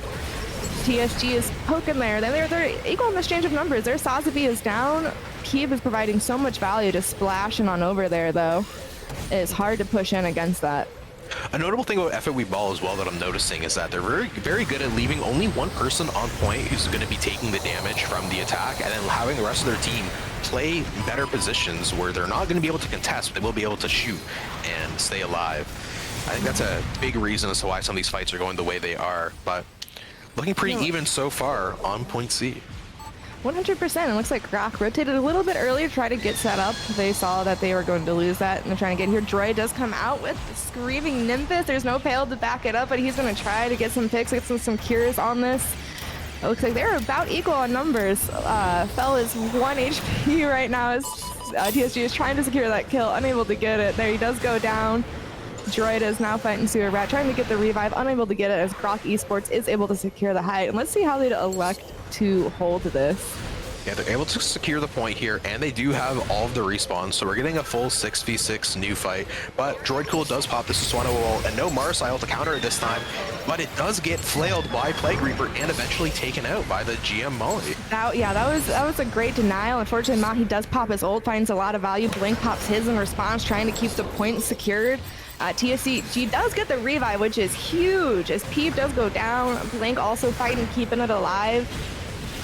Yeah, I do think Blank there was just able to stay alive long enough, able to deny that space, and TSG with the res just sort of confirms that the fight's over. And we see now that FOE Ball are already moving to point B, and there goes Grok Esports as well, and point C's done, even with time remaining on the board. I mean, smart, you know, know when it's time to... Excuse me. And we're looking at the exact same score for both teams. Oh, how beautiful. And this spot, I think, is a little bit more favorable to the comp of FOE Ball. Cassian does pop his ult. Again, hallways. They're just going to be really hard for Grok Esports to deal with. So he finds so much value in there. Cass does go down, not before getting 2 kills. Rat does let out a punch, takes care of that. Oh, I've been a solo ult. I think he had enough of Droid Cool. Not a big fan of that. Rat let out the punch, able to get 1 pick, but the fight was already over. And he goes down as well, and that's the point for FOE Ball. Probably could have found more value using that maybe in like the hallway as a counter or somewhere else, but I think they just had enough of that Susanoo. Yeah, all we got left is Sazabi ult on the side of Grok Esports. Meanwhile, we got Pale and Ash Punch available for FWeBall. It looks like they're grouping up for this hallway push again, but Droid Cool, he loves that. He's going to dive into He their does entire love team. that. And they have GM who can kind of knock him back, and Plague Reaper who can also. They don't have too much else to deal with that Susanoo. You can see Basic trying to do it. They do secure B.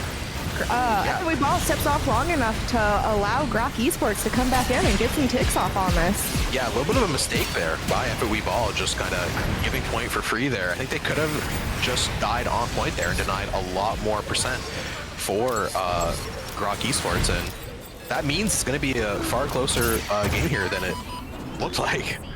Yeah, I love the way Grok Esports was like the two shields are kind of working together. They're trying to get the revives. Unfortunately, it's so hard to get a revive off in front of all of this. And they do go down, but they are able to get some ticks off and take the fight to C. FWeBall was able to get set up first. And yeah, good rotation by FWeBall. They're already on point, ready to go, and they just got a pick already. But a good revive, and the Dom all popped by Detroit Sewer Rat, trying to take out this Mahiru. Oh, he knocked him into the lava! Let's go! But he lives though, he lives. He does live. I wasn't able to, but it was just enough. It was the middle of his ult. It was a beautiful value, knocking him off, able to shield through those blasts and protect his team. TSG shielding. Oh my gosh, he rezzed you. Please don't die right now. Dom. He went and pushed. I was like, baby, you're on half. But I mean, it works. They pushed FWeBall back and they're able to secure the point. Truly the Dom out there denied the Mahiru ult by knocking him out of the That map. down was so huge. Droid pops his, he sees they're in there, and he is ready. Oh my god, he counters, beautiful counter with the Ash Punch, trying to stop him, unable to secure the kill. TSG is able to find the last pick, Bakes to go down. TSG turns to try to help, but he is looking at a lot right now. Plague Reaper lasts alive, but there's not much more he can do. He can get it to 99 though. So that means it was going to be the last point regardless, but right now, FWeBall are in full control. Can they hold for one more fight to win the map? Grok Esports respawning, grouping up, getting ready for this last push. No ults on their side, but Dom and Hades on the side of FWeBall. Right. Fell, was down, able to come back. Ash is able to come back so quick. Looks like they're trying to take advantage now. TSG does go in. We do see Screaming. Oh, we see the combo coming out. Hades tail. They do go down though on the side of, oh my gosh, equal numbers. Yeah, the kills are going the way of FWeBall. They right are. there, that was ult economy. That was just ult economy right there. Having Dom and Hades for that last fight, I don't see how Grok Esports are able to win. Yeah, that's a hard one to fight against, especially when you have no ults of your own to be able to do anything with. But they were able to take it to 99. We saw some great uses of the ults again. That Screaming Nimbus into the ulting Mahiru to knock him off was huge. The counters onto the Susanoo when he ulted, making sure they didn't find value out of theirs. For the most part, it was solid ult management. A couple interesting ult choices, but it's just kind of how it goes sometimes. So sometimes there's this one character you're like, you know what, enough of you right now. Yeah, I hate Susanoo too. I understand it, but I will say that round two, very close, very neck and neck. 99% loss for Grok there, with obviously FWeBall taking the map. But now we're gonna move into, I believe, Underground Command Center. So different sort of pace here. I do think some of the characters that were a very large trouble for Grok by FWeBall, mainly the Susanoo and the Mahiru, won't get the same value on UCC. So I think team comps and the way things go might look a little bit different here. We'll see. I'm gonna see, but I'm gonna say Peep is gonna bust out the Mahi still here, even on the first point. there are some sick angles you can hit with him here.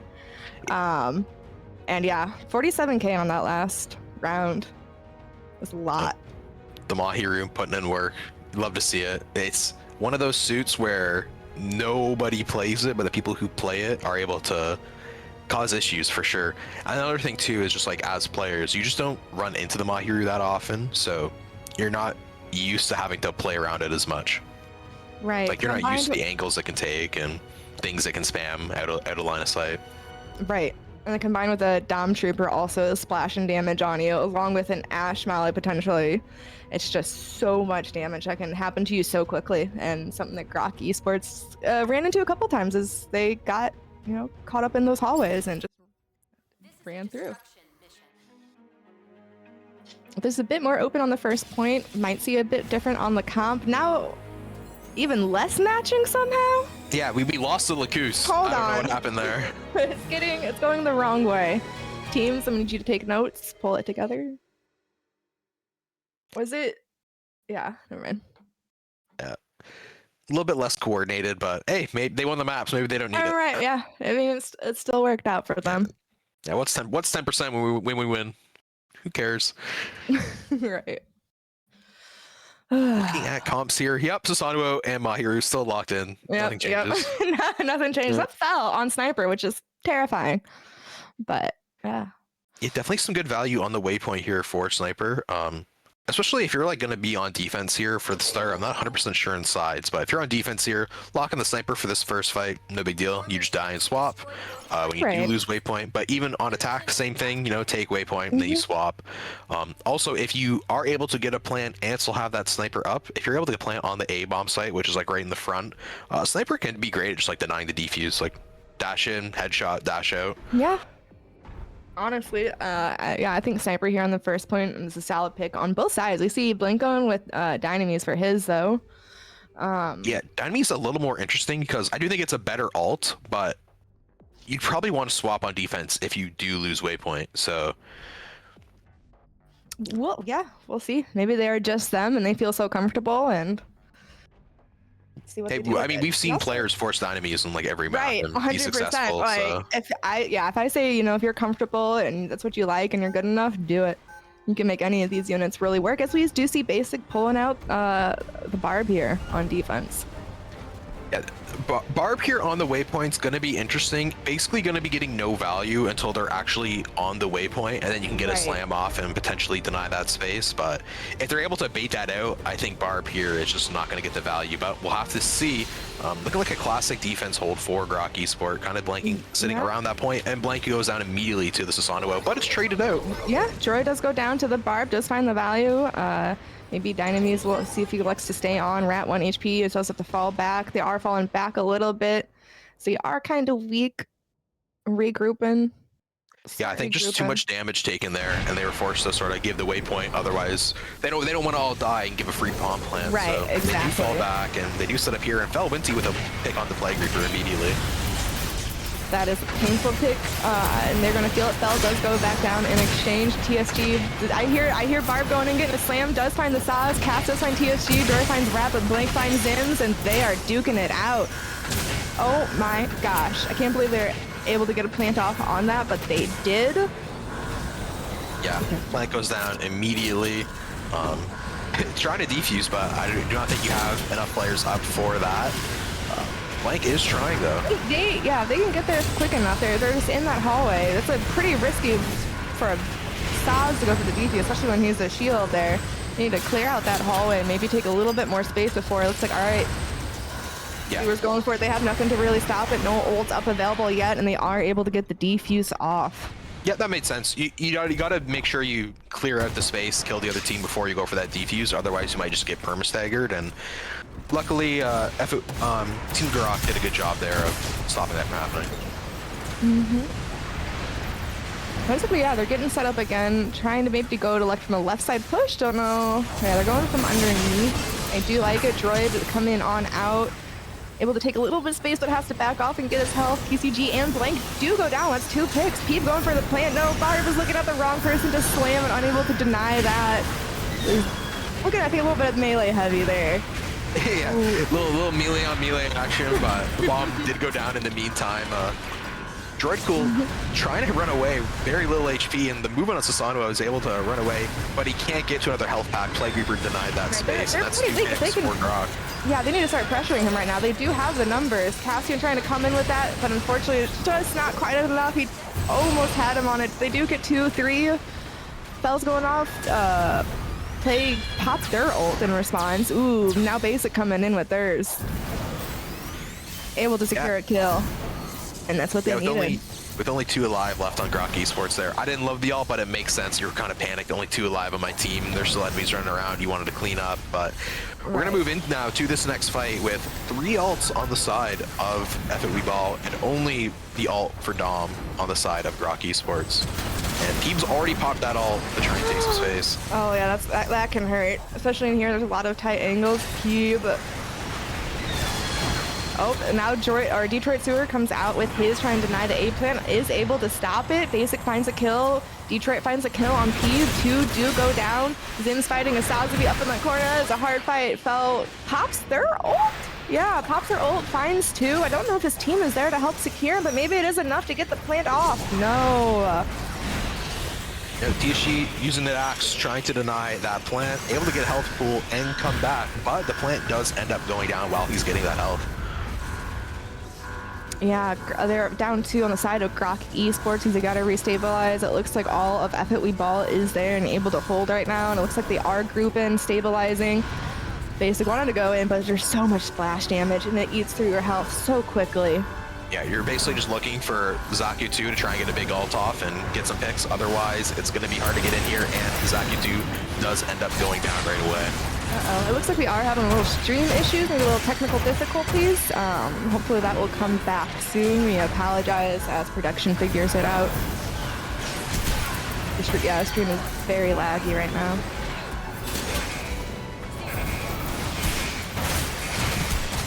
In the meantime, though, Grok is attempting to defuse, but the ults are being popped, and Plague Reaper, the only one with his ult remaining on Grok, but no one's left to defuse, and the point is going to be taken by FitWe Ball. It goes to overtime, but they do eventually get it to point 2. Man, be able to hold on to most of their ults too as they come into the waypoint fight. Grok Esports is still kind of, it's just Sazvi there. He needs to regroup with his team. They're going to see him alone and they're going to push. TSG, I think, is starting to understand that as his team's now just getting there, but unfortunately Droid popped his ults, timeout, and request in effect. Yeah, I think we might be moving to a tech pause for the stream lag, so we'll come back to you when that's kind of fixed and figured out. Yeah, stream is. Oh, internet providers. I know my Spectrum decides to stutter at least once a day. I guess to test my patience. I'm not sure why, but ISPs. Thank you everyone for being here and your patience as we deal with this. I'm not sure if any of this is going to come across non-robotically, but yeah, I don't know how well audio comes through in a slideshow. yeah, I don't know how it's going to look. We'll see. I do see in the chat turn-based G Evo. Yeah, it's called the Gundam trading card game. You guys check it out. I want to, but at the same time, I have so many habits. Like I play Pokemon. That's already enough. My money's in the That TCG makes sense. game. I have a friend trying to get me into Magic the Gathering, which I already know is a lot of money. It's like, ugh. It's only getting more expensive too. It is. Like I want to have hobbies, but they're all so expensive. Reading is fine though. Library's free. So yeah, True. It does look cool. The cards are beautiful. Just haven't gotten into it myself. From what I can see, it looks like the lag has subsided a little bit for the stream, but maybe that's just me.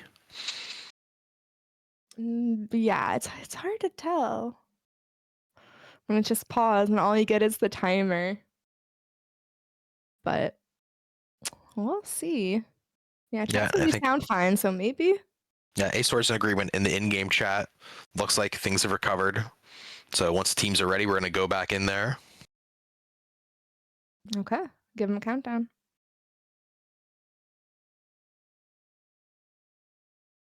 Now, we did pause in the middle of a push, so I will talk about looking at the alts here. Droidcool did pop the Susan ult to take this waypoint, and I think he's going to be able to, unless basic. It's a crazy slam off here, but it's really funny with it paused in the middle of the action, and the slam doesn't land. In the middle of the slam. Yeah, it gets a little awkward getting paused in the middle of a push. Now the other team has time to kind of assess where they are, you are.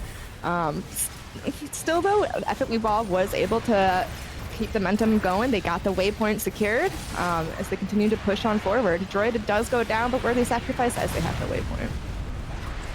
Yeah, pushing onto the second point can be pretty difficult. Generally, you have to kind of take some height space, force the defense back, and then if you can drop for A if you want it, but if you get enough space, you kind of just go into B anyway. Picks going back and forth though, no res for either side. And Rat pushing in on the bottom here, getting pretty aggro. He might get punished, and he does. Yeah, he does get punished. Basic does get taken down as well. is they're a little bit, I don't want to say staggered, but they get the revives off, but Grok Esports unable to stay completely healthy right now as FFE Ball trying to push in. He sees Plague low and he is going for it. The movement and ability to get in on that is just painful. Yeah, Susano able to finish off targets like that very easily, and a plant going down on B, but the ult from Rat denies that. Yeah, big ult denial. They do have Pale Rider up there still, probably going to get the revive. They do get the revive, electing to go for the plant on B. As they are able, Basic does come in with his ult, just trying to deny, unfortunately unable to. Does get 1 kill, gets a slam off on Cass. Big gets 2 picks, Saz is 1. Oh, able to deny the kill, get the slam. That is 3 down on the side of the FFE Ball. They have an opportunity. If they have any ults right now, Zims will not be enough to be able to. Oh my god, the Mahiru lineup is denying the defuse. That's what's happening right here. But Pete does finally go down, so maybe Detroit Sewer Rat can get this defuse off now, but Cassian's coming to try and deny, and Detroit Sewer Rat gets off. And the ult coming in now from Castian to deny the defuse once again. Basic trying to get some damage through on Barb to that Dom ult, but it's very hard with that shield. Detroit is Plague Reaper coming in with the ult, try and take the space back. They only have 13 seconds left though. Plague able to find a kill, able to secure that. They got 2, 3 down. Peeve, yeah, just splash and damage. Yeah, look at that lineup. Oh my god. That's sick, dude. Yeah, you have to deal with that. Send someone. They are able to take him down. They send someone to deal with that, and they're able to get the defuse off. Look at that album lineup right there. That is a photo. That's an album cover.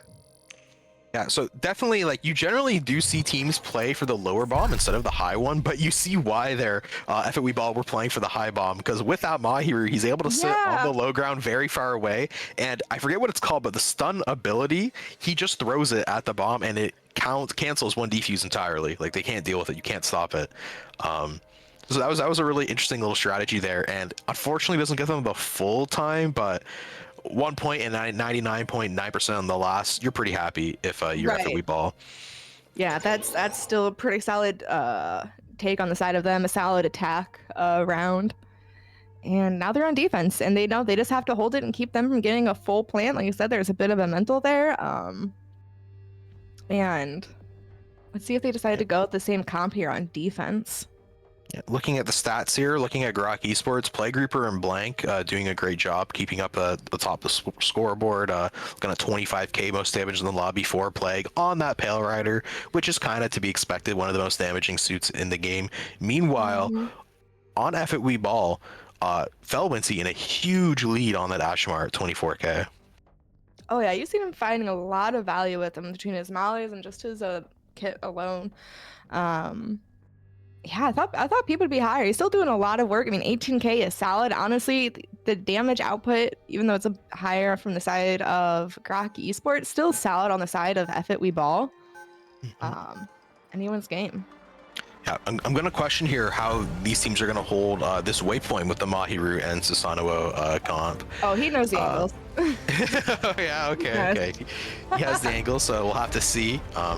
I'm sure Droid's going to be dashing in once the other team touches the point, but in the meantime, for this neutral game, I do think Grok is going to have the advantage. Blank already at 30% ult, Felwincy down to 0 HP practically, and Peep goes down, I think, before really down getting to anything. A sniper. Yeah, they like the dynamis there. TCG does go down in a response, which is kind of a big loss. They are able to secure the waypoint, so he should be able to come back. That's fine.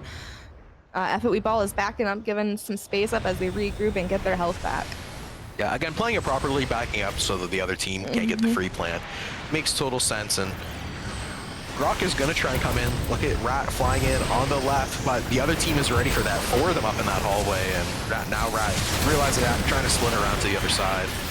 But a collapse looking like it's coming in from FFE Ball with the Susanoo taking the lead, and that's 2 picks.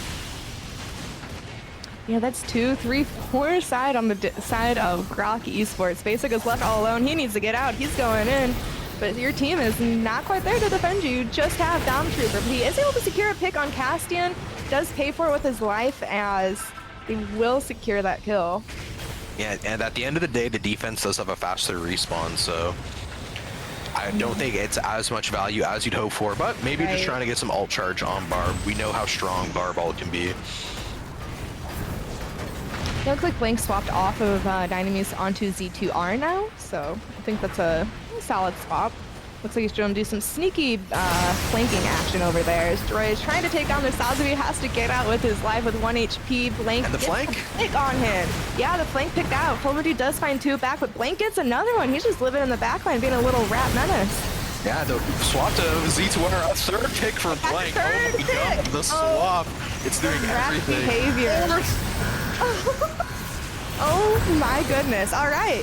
Good for them. TCG does a great job of shielding as Blank hits the bomb that claimed it, and they are taking the height here, trying to keep them denied. Yeah, very happy to see teams swapping up the comp after the waypoint. The map changes you should change up as well, and it works out great there for Blank on Team Grok Esports. And meanwhile, Epic Weeball grouping up for this push, looking to get this Ash Punch value. I Looking think for he's that kind of leading punch, the yeah. pack. That's all they have right now, too. They have Ash Punch for 30 seconds. Maybe Peep can get his and pop his. We have Dom on the enemy team with his. Oh, there goes Screaming Nimbus.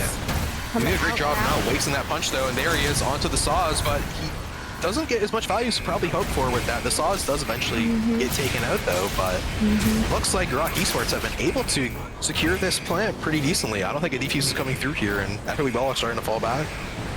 Yeah, they only used 1 ult to secure it there. If I'm Grok Esports, I'm pretty happy with the way that one went out. Yeah, definitely 4 minutes remaining for this last push. Epic Weeball is set up here for the push. They're kind of hanging out. I don't know if they're discussing or what up there. Oh, He popped his ult. Yeah, they're waiting at the Mahi ult. Very smart. Yeah. Oh, here comes Basic with the ult, but doesn't really get the value he was looking for. He goes down. A punch coming through from Felwinty, cashing with the Dom ult. Oh no, not an awful Felwinty, sorry. Yeah, it was Rat. Rat popped their ult trying to get it. Bell still has theirs. Droid popped theirs. I think Rat was trying to counter it. Unfortunately, wasn't able to get the value it was looking as they just kind of go in and clean up with those ults.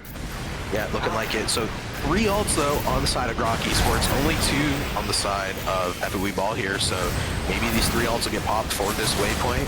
Blank coming in on the left here, but he's put down too low to possibly get out. That health pack is needed by the rest of your team. Sorry, Hail Rider health is also eliminated, and Blank goes down for it. I mean, that Mahi's just finding so much damage. You want to get health, but you can't stand anywhere because he's just splashing it on you. And then if you're trying to hide there, you have Zims also peeking on the left side, doing damage that the Mahi can't find back there. And they're gonna have to regroup.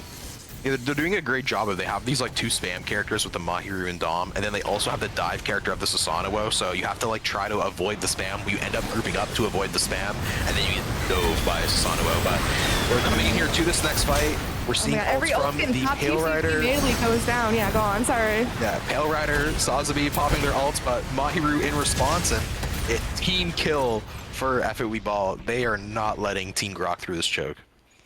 No, they're not at all. I wonder if Grok Esports is going to decide to do something different to switch it up too. Yeah, it looks like Basic gets off Barb, goes on to Comfer. He wants to try. It's a hard choke to try and rat through. Yeah, it's definitely hard when they're trying to rat through. Dom ult almost up, but Team Epic Weeball taking more of an offense here to try and dive in early and deny this push forward even starts.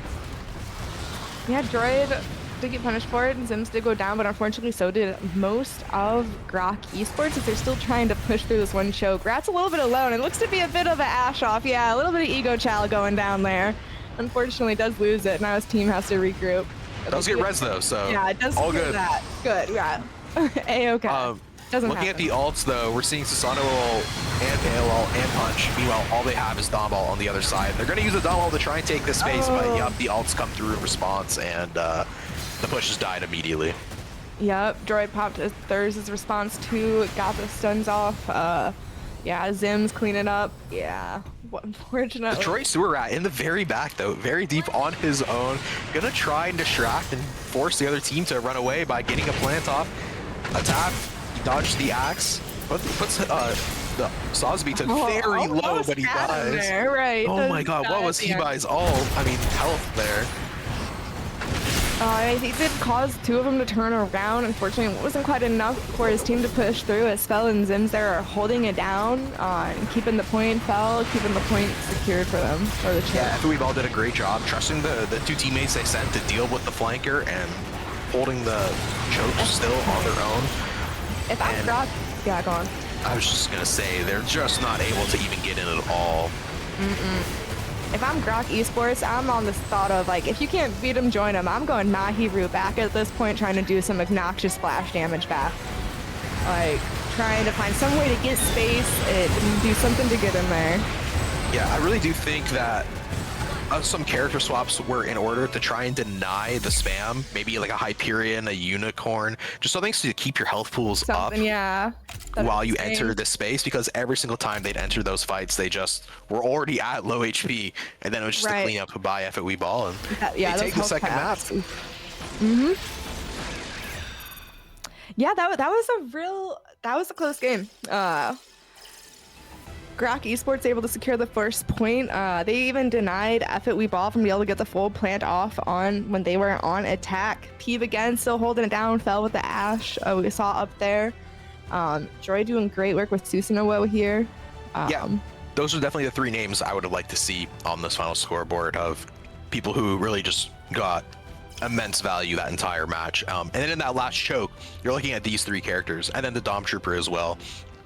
So shout out to Castian, not on the scoreboard, but also deserves to be up here. No, of just 100%. Yeah, just that choke point, these four characters, and they totally denied that space. There was nothing that Grok could really do with everything they tried. And try they did. They were able to get the first bomb. It was a very entertaining fight. It's a shame we can't show all these games, honestly. Everyone has definitely been giving their all and fighting with passion. It's been so fun and great to watch. Yeah. Meanwhile, on the other side of the bracket, Serenity 2-0 Team Koga, and we saw how strong Team Koga was. So a 2-0 over there. This match with Serenity versus FOE Ball should be kind of a banger. I'm excited. Yeah, that's definitely going to be a banger. Oh, to them. Yeah, I knew Serenity was going to be strong. I didn't think they were going to be, no offense, that strong. Good for power to them. Now they take it to FOE Ball, who also 2-0'd it. And let's see. I guess the losers bracket hasn't fought yet, so we don't know who is going to, or we haven't updated it. We'll find out from production. Yeah, I'm hearing from production now. Looks like we're gonna be taking a 10-minute break here, let teams organize and get things together. When we come back, we will be seeing a brand new match. Which one? I don't know. You'll have to find out by tuning in. Yeah, see y'all in 10.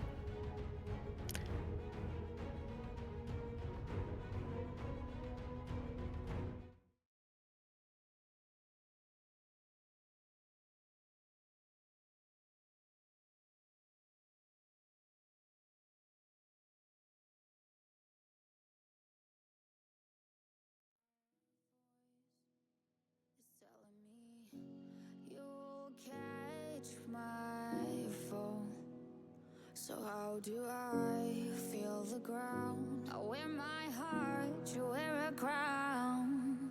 Wish I wasn't late to know. Stars don't shine when there's only satellites. I feel like hell and you're in paradise. I'm so glad, and yet I'm not. I was too blind to know. I fell harder than I thought when I fell for a demon.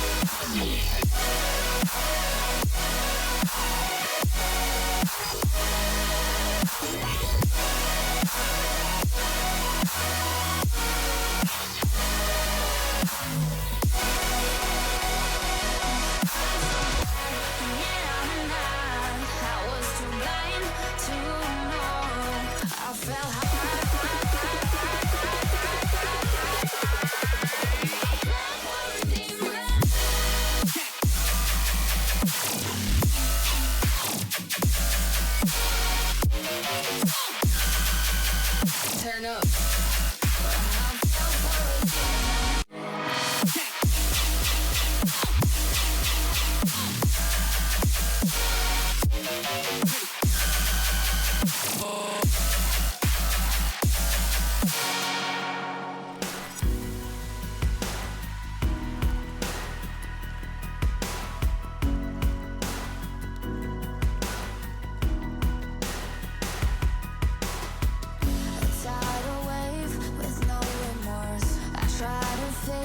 You made it worse. Light out the match and burn some more. I see the angel in his eyes.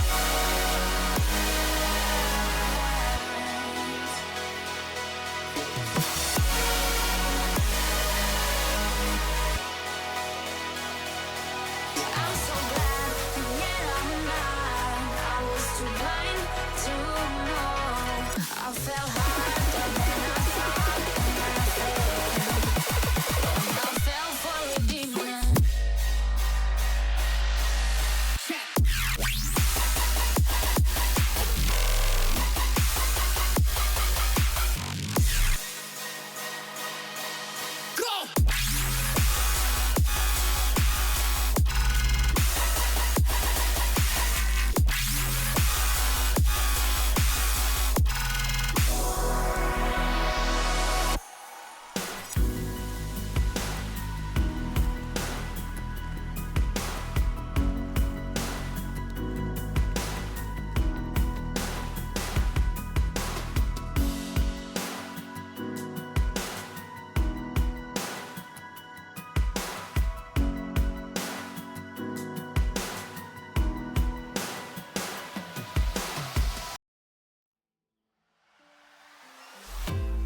When you let me, baby, don't you see I'm shining? 'Cause when you let me, baby, don't you see I'm shining? 'Cause when I let me, baby, don't you see I'm shining? 'Cause when I let me, baby, don't you see I'm shining? 'Cause when I let me, baby, don't you see I'm shining? 'Cause when I let me, baby, don't you see I'm shining? 'Cause when I let me, baby, don't you see I'm shining? 'Cause when I let me, baby, don't you see I'm shining?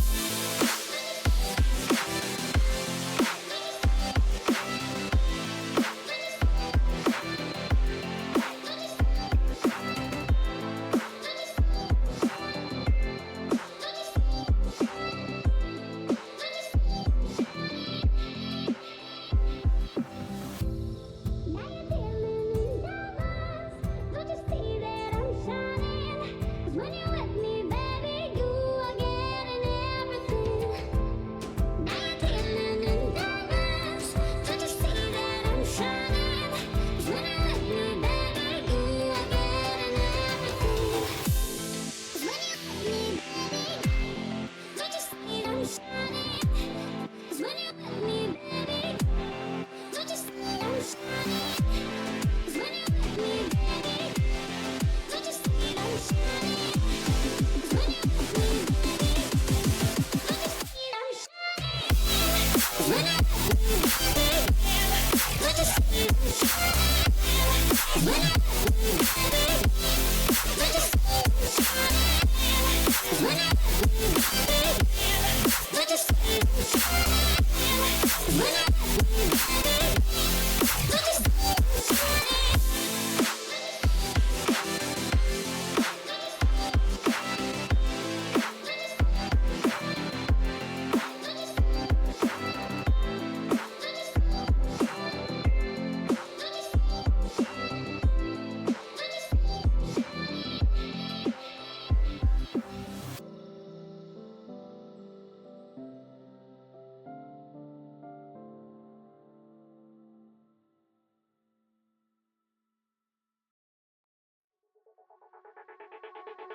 Breathe through the fire,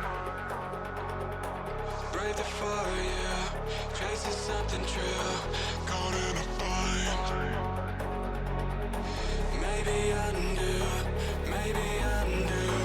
'Cause when every core felt death and the silence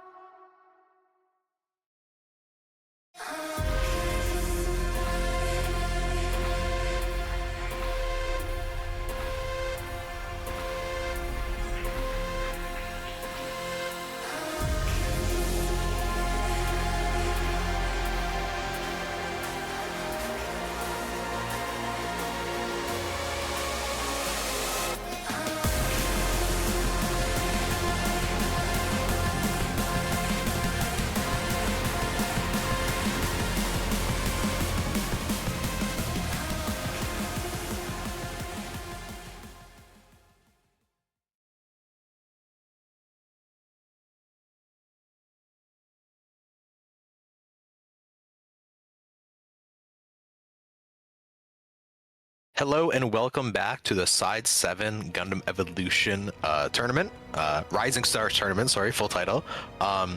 We are coming in to a brand new series between Effet We Ball and Serenity. So the upper final should be a pretty amazing match. We've just watched Effet We Ball play a great series against Grok Esports. Meanwhile, Serenity has been quietly but confidently leading their own side of the bracket. We haven't seen them yet, but I'm excited to watch. I'm excited to watch as well. They 2-0'd both of their games that we haven't been able to see. I just want to give a quick refresher on who is on Serenity since we haven't seen it. It's RX Moon, Zaro, Smoothie King, Saris, Baxel, Johnny Fire, J-Kit, and Grimwood. Yeah, if you've been actively playing Side 7 the last few months, you'll definitely recognize, I think, every single one of these players. So it's no surprise to me that we see them storming the upper bracket. And correct me if I'm wrong, but I'm pretty sure upper final means they are qualified for the next tournament. I believe you are correct on that. They are qualified. And I want to bring it over to these map picks and bans because it's been an interesting day. We have seen Ironworks and Conveyance almost consistently. Yeah, almost. teams seem to really like the new maps, which always cool to see that content was added so late in the game. Still sees love from the community. On the other side, though, Thermoplant, we haven't seen it yet, but a very I don't want to say standard, but a staple map of the competitive scene. So happy to see Thermal being picked here, and I'd love to see the game go to Thermal. That's a good word for it, and it does look like Effet We Ball did secure Ironworks. We saw the Mahi Dam Susanoo get so much value from that. I definitely think it's going to be a map going forward as the tournament progresses that maybe people don't allow Mahiru to exist on. Places like Ironworks. Serenity, we haven't really seen too much. I don't know what they're going to bring to it. I am very excited to see how they handle and what units they will be running. Yeah, I know just like from experience, Johnny Fire probably going to be on that Marasai. So I think a big matchup we're going to want to look out for is how Johnny Fire deals with Droid Cool's Susanoo if they're still running that. Because Marasai should be the direct counter for that suit. If Marasai is able to just harass Droid Cool, we could potentially see a swap off of Susanoo. But we'll have to see what that actually looks like in game. You're always probably going to see Moon on that turn A, but some of these maps not as turn A friendly, so maybe we'll see a swap. We'll have to wait until we're actually in game to see that. Right, yeah, we'll see. Turn A is a classic from him. I'm personally partial to Turn A. I think it's one of the best ults and one of the prettiest ults in the game. Yeah, but not necessarily the best Turn A map, so we'll see. Yeah, another player I want to highlight from Serenity who we haven't seen yet is J-Kit. I'm not sure if they'll play him on every map, but probably one of the meanest Zaku Miles you'll find still playing the game. So yeah, if we do see J-Kit on a map, we're probably going to be seeing the Zaku Mile. So it's going to be an interesting, very different comps I think we're going to see between these two teams. Very different like theory going into the game, and we're going to have to see who prevails.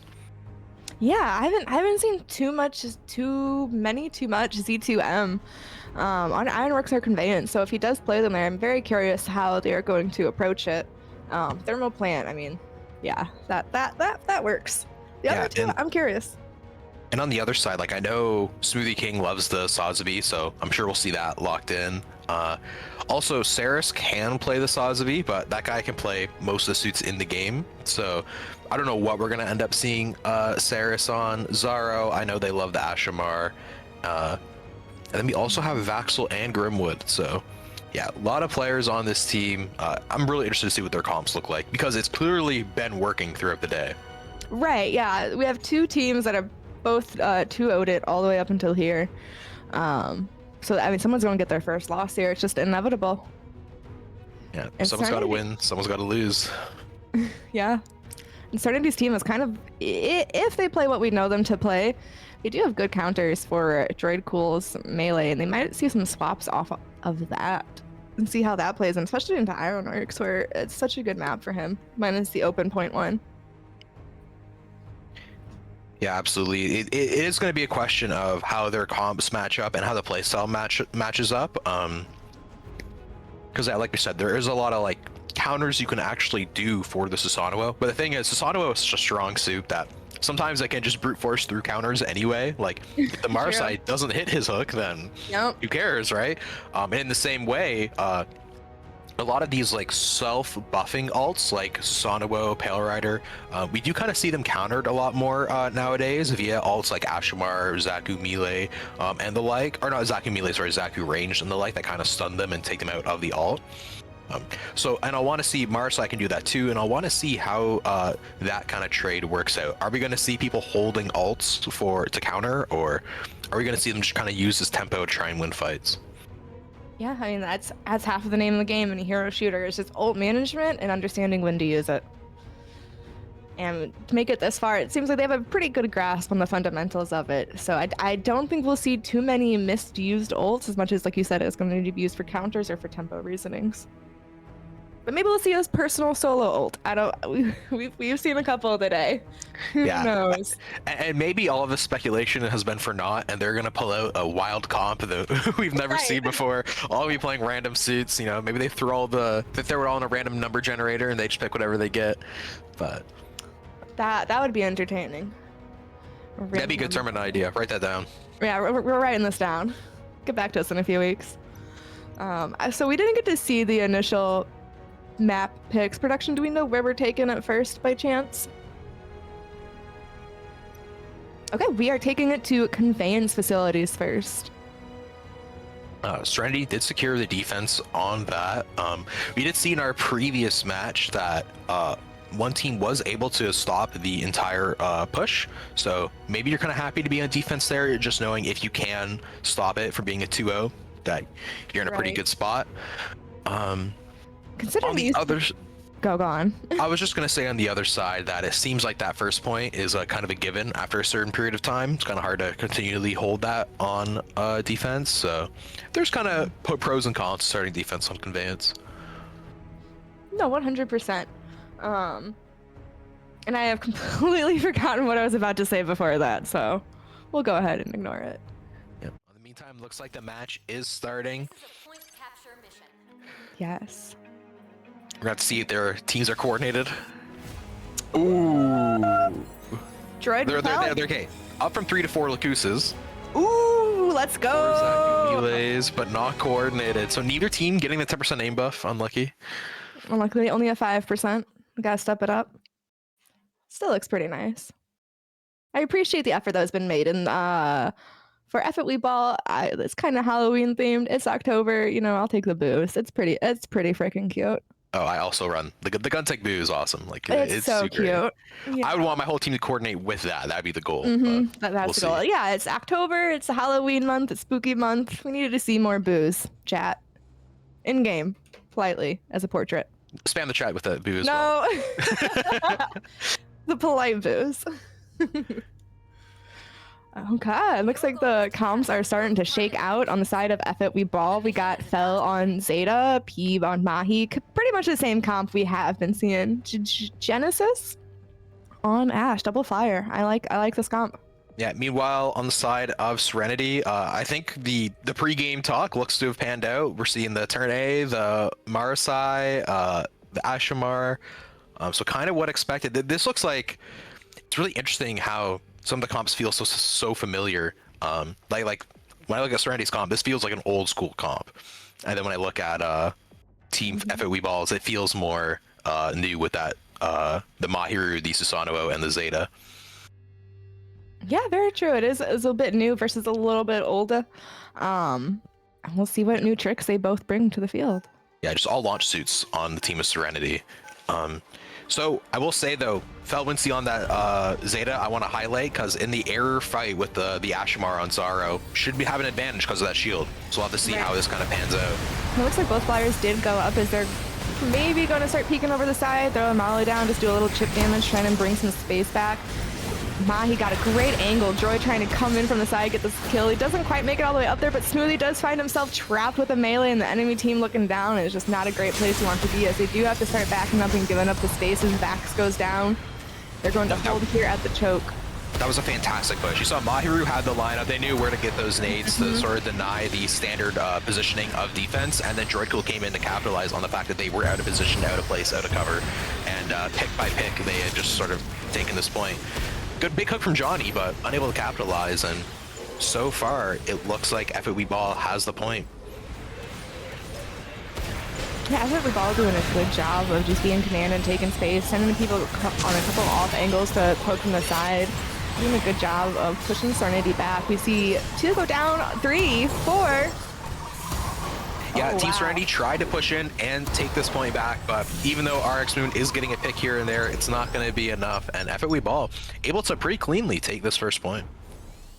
Yeah, they have almost 5 minutes, 4.5 minutes left going into the second choke. Droid is already there looking to go on the side. I don't know if Dom knows he's going to catch him on the side. He does go back to his team as Saz pushes in there. Team is holding back, trying to stay grouped up. Saris does go down on their side. Unfortunate pick, but it does look like Droid does get taken down in response. Smoothie goes down, a huge loss on their side, able to secure the kill as they get Droid back up. Yeah, and Droid back up with that ultimate coming in as Asano. Looking for Johnny, potentially get a hook there, but he goes down to Droid, and that's pretty much a wipe. Oh, Droid cool going into their spawn. RX Moon put down to no HP, but he's able to run back into spawn and heal up. The ults ended, but we're still waiting on respawns for Team Serenity. We're probably going to get 2 ticks already for FOE Ball. Yeah, Serenity still doesn't have an ult yet up, but they do have the Zarros out to try and push back with. It's not much. They do have also Fells on the side of FOE Ball. Probably going to be looking for that soon. Looks like the Ash Punch. No, that's Fells coming out. That is 2 on the side. FOE Ball huge into that choke. Okay, that was domination. Yeah, that was pure domination right there. Pull up the dictionary. This is what you see. A big chunk of Team Serenity there didn't even have time to build their TCP, ult. yeah. TCP. That's the word. Sorry, there's a lot going on. Brain's a little scattered today. But wow. Yeah. I mean, just like we saw some of the picks there from Team Serenity just did not work in this match. Like, not to call out anyone individually, but like the turn A, for example, not because it was played poorly, but it didn't even have enough time to build with that ult because of how fast-paced this match was. Right, yeah, they pushed hard, they pushed fast, and they didn't really give Serenity much time to recover and always kept them on their back foot for most of that fight. I think Serenity was able to get off maybe 1 ult together, while at the end there, like we talked about ult management, they were able to gather more on the side of FOE Ball. Yeah, I mean, how often do you see a round end and not one player in the lobby is at 10k damage? Right, not too often. Yeah. I do have to highlight as well there that Zeta ult at the end from Felwinty that like secured the round because it caught I know it caught Saris and it caught someone else too. Killed one, stunned the other, and it just made it so there was no way to push back in at the end there for Team Serenity. I think maybe if they had a little bit more time, they could have built some of those ults. Could have got like turn A ult off, for example, which should pretty much secure a fight on its own. But yeah, like again, that match was just so fast paced. I wonder how Team Serenity is gonna try and recover this on the attack side. Yeah, I mean, we've seen Fel all the match we've been able to witness. He's been doing a really good job on his ult positioning and getting a lot of good value out of it. We already see them up in the air where they should be as flyers. Zaro trying probably do something to challenge that back as they push here through the main hold. You have to hear him up in the air. Mahi just has such good angles there, and the double flyer is doing such a good job of denying aerial space. So Zaro trying to come over the top. Yeah, it's gonna be really hard for Zaro to get value here as a flyer when every single time they fly up, they're gonna get matched by 2, and we see that happening right there. On Droid though, he does go down. Johnny does lose his life in response. Smoothie and Heb working, fighting it out right there. Both are able to stay alive as Saris does go down to P, who just has some just sick angles that you can shoot in there and just do such free damage. But yeah, just look at the health pool of the defense versus the attack. We see every time the attacker even trying to get in, they're just put down to so low immediately. Meanwhile, the defense are able to kind of stay stable for the most part. Kashin looking a little low though. I'm surprised he's not backing off, but Smoothie King goes the other way, so he's not going to get punished for it. And yeah, I mean, Serenity do have to back off back to the choke. They're not able to take that space, and defense is all back as 6, so the picks didn't really get them what they would hope for. Ooh, Castian does find the pick off of Smoothie King in the back. I think they are able to secure it. I mean, every time Zaro comes up to try to do something over the top, their flyers go up to deny him. They don't really have like a Z2R to try and sneak and smoke through and force him to turn around. They do have the pick on Cass, but no, they do. They're able to secure it. They're able to secure it, but Mahiru all come out from P to try and deny this. Felwinty is in the back there, just bashing people around as Zeta. I love that. Ooh, a hook from Johnny onto Droid Cool, but he's not brought the full distance, it seemed, and not able to finish that kill. Yeah, it looks like Serenity is starting to get some picks. They're starting to take some space, moving it back. FOE Ball is having to give up space to regroup, trying to not give up this point. See how they approach. Yeah. Oh, and a big pick from That is a Vaxel onto big Peep. pick. Oh, but the suck doesn't pull him away, and the res goes through, and Interesting. they answer back with 2 kills of their own. I really thought that suck was going to pull him off and deny the res, but I guess it just wasn't enough to do that, and he's able to get that, and that is a huge revive on Thur, and Boon goes in. Unfortunately, does get punished for it. He does get one, but he gets knocked down in response. Zara's going to try to run away, but the fight's over. They've been wiped, and oh, they're going to try and take back this space, but most Team Serenity has already responded, is going to try and deny this. This is a really important fight. If Serenity, with the first pick onto Droid Cool, Hebi, the Sazumi pops is all in response, but he goes down right away. I think we might be committing a little bit too much to this fight. Cash in with the Dom ult to try and save it. Yeah, it looks like, FOE Ball is able to somewhat secure this space as, they're getting set back up here on this first choke. Yeah, the Dom ult made a huge difference, and looking at the comp on the other side, there's no Dom ult to match, so it's going to be hard to retake that space in the same way. The health pack comes up just in time for Zara. They would have been dead otherwise. But Sazumi Smoothie King pops his ult to try and take the space, and it seems to be working. Peep goes down. Peep does go down. That's rough. He almost had his ult again. Already popped it once. Smoothie does pop his, taking some space, trying to get in there, get something. Moon able to secure a kill on Felder, trying to get the revive, but he is in there saying, no, you will not. He worked too hard for that. Gets another kill off of it. Yeah, moves some huge picks there. They're able to take this space. Hebi left in the very back, and they go down. It's a little bit of a stagger there, but nothing too stressed. Vaxel pops their ult here a little bit early, I think, but maybe it's because they plan on swapping after this point, which would make sense to me. And on the other side, RX Moon has his ult ready for this last push. We could see this go just right into the next point and a stomp.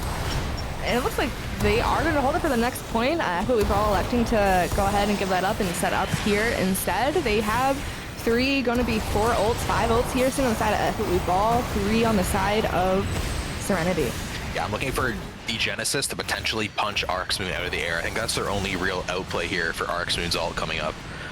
Yeah? You think we're going to see an Ash Punch turn A out of the sky? I'd hope. The classic. that would be pretty great to witness. We'll see though. That is. Yeah, it seems like before that can even happen, though, they're struggling to take enough space to even get in position to turn A. But here it is. Oh my god, with a Marsite ult as well.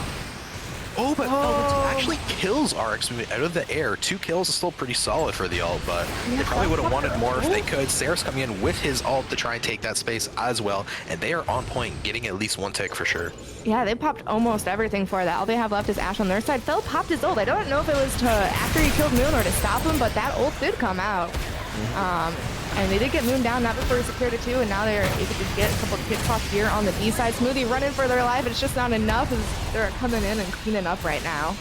Yeah, 57 seconds left, so there is enough time for another push by Team Serenity, but very clearly here, FOE Ball were able to take the space back. Meanwhile, Serenity got 2 ticks, so they're not too unhappy, but they don't really have the ults to get themselves back in. They really need to win some neutral fights here without ults if they want to get these last 2 ticks and bring this to overtime. Right, they did just lose their Ashmar, who does have their ult, which is it does hurt. There's only 30 seconds left on the map. Back, still looking to stay on the Dynamies here. I'm trying to make some space. 20%. Yeah, they're just trying to get those picks. Look at his ult percent, he's pretty close. Maybe they're just trying to hopefully win from a Dynamies ult. Looking for Zaro to go for a punch here. Zaro is flying over, looking for that punch. Can't see what's going on, but Pete looks like they fell. Pete fell, yeah. Genesis took him back out for that droid there to help secure it too. Unfortunately, just wasn't quite enough to capitalize on it as FOE Ball was able to push back from that. Yeah, and I think that was, it definitely got a lot closer when Serenity got on that attack side, but an absolutely dominating performance from FOE Ball on their attack. It just led to them having so much time stockpiled. I don't think there was a way to come back in that match, truly. Right, I think maybe they popped a lot of ults in the second to last fight there at the very end on the side of Serenity. Maybe they didn't need all of those ults to come out as they did. And yeah, unfortunately it led for FOE Ball to be up on ult advantage and gone. Yeah, I think on these two CP maps, you kind of need to win for that second point. You need to win 2 fights. You need to win 1 fight to sort of get you onto the point, and then you need to win 1 fight holding the point. And when you use all of your ults in that first one, the second one, you just don't have enough gas left in the tank. And we kind of saw that there kind of be the downfall of Serenity on their attack. Like, for example, we saw the Marsai pop his ult alongside our turn A ult. And I think maybe if they'd held one or the other for the next fight, it could have gone a little bit differently. Right. And kind of so we've seen with Effort We Ball, we see Droid, Peeb, and Felwinty once again on the top of the leaderboards. Droid securing the MVP, Peeb holding it down, and Fel with just damn near perfect ult usage. In the meantime, though, we're going to move to Ironworks. A little bit more of a different map, so we'll see if some of the composition differences maybe work out a little bit better for Serenity on Ironworks. I'm trying to think. I don't love turn A on this map, but I know that is Moon's bread and butter, so we'll have to see how that pans out. Maybe he'll swap, maybe he'll stick on it, and maybe he has some tech I don't know about that makes it work on this map. Yeah. And then on the other side, we've already seen FOE Ball play this map, and we've seen the comp before. They're going to play their bread and butter. They seem to be forcing the same comp on every map, basically. Yeah, basically, and it looks like they're trying to like whittle down like their map selection bands too, to be on maps that could be more advantageous to them and the characters that they feel most comfortable running. They're going to make a little bit of a swap on both sides. Grimwood coming in on Serenity and Zim. Sorry again if I'm mispronouncing it. So sorry. I'm trying. We're trying our best here, but I believe Zims for the side of FOE Ball.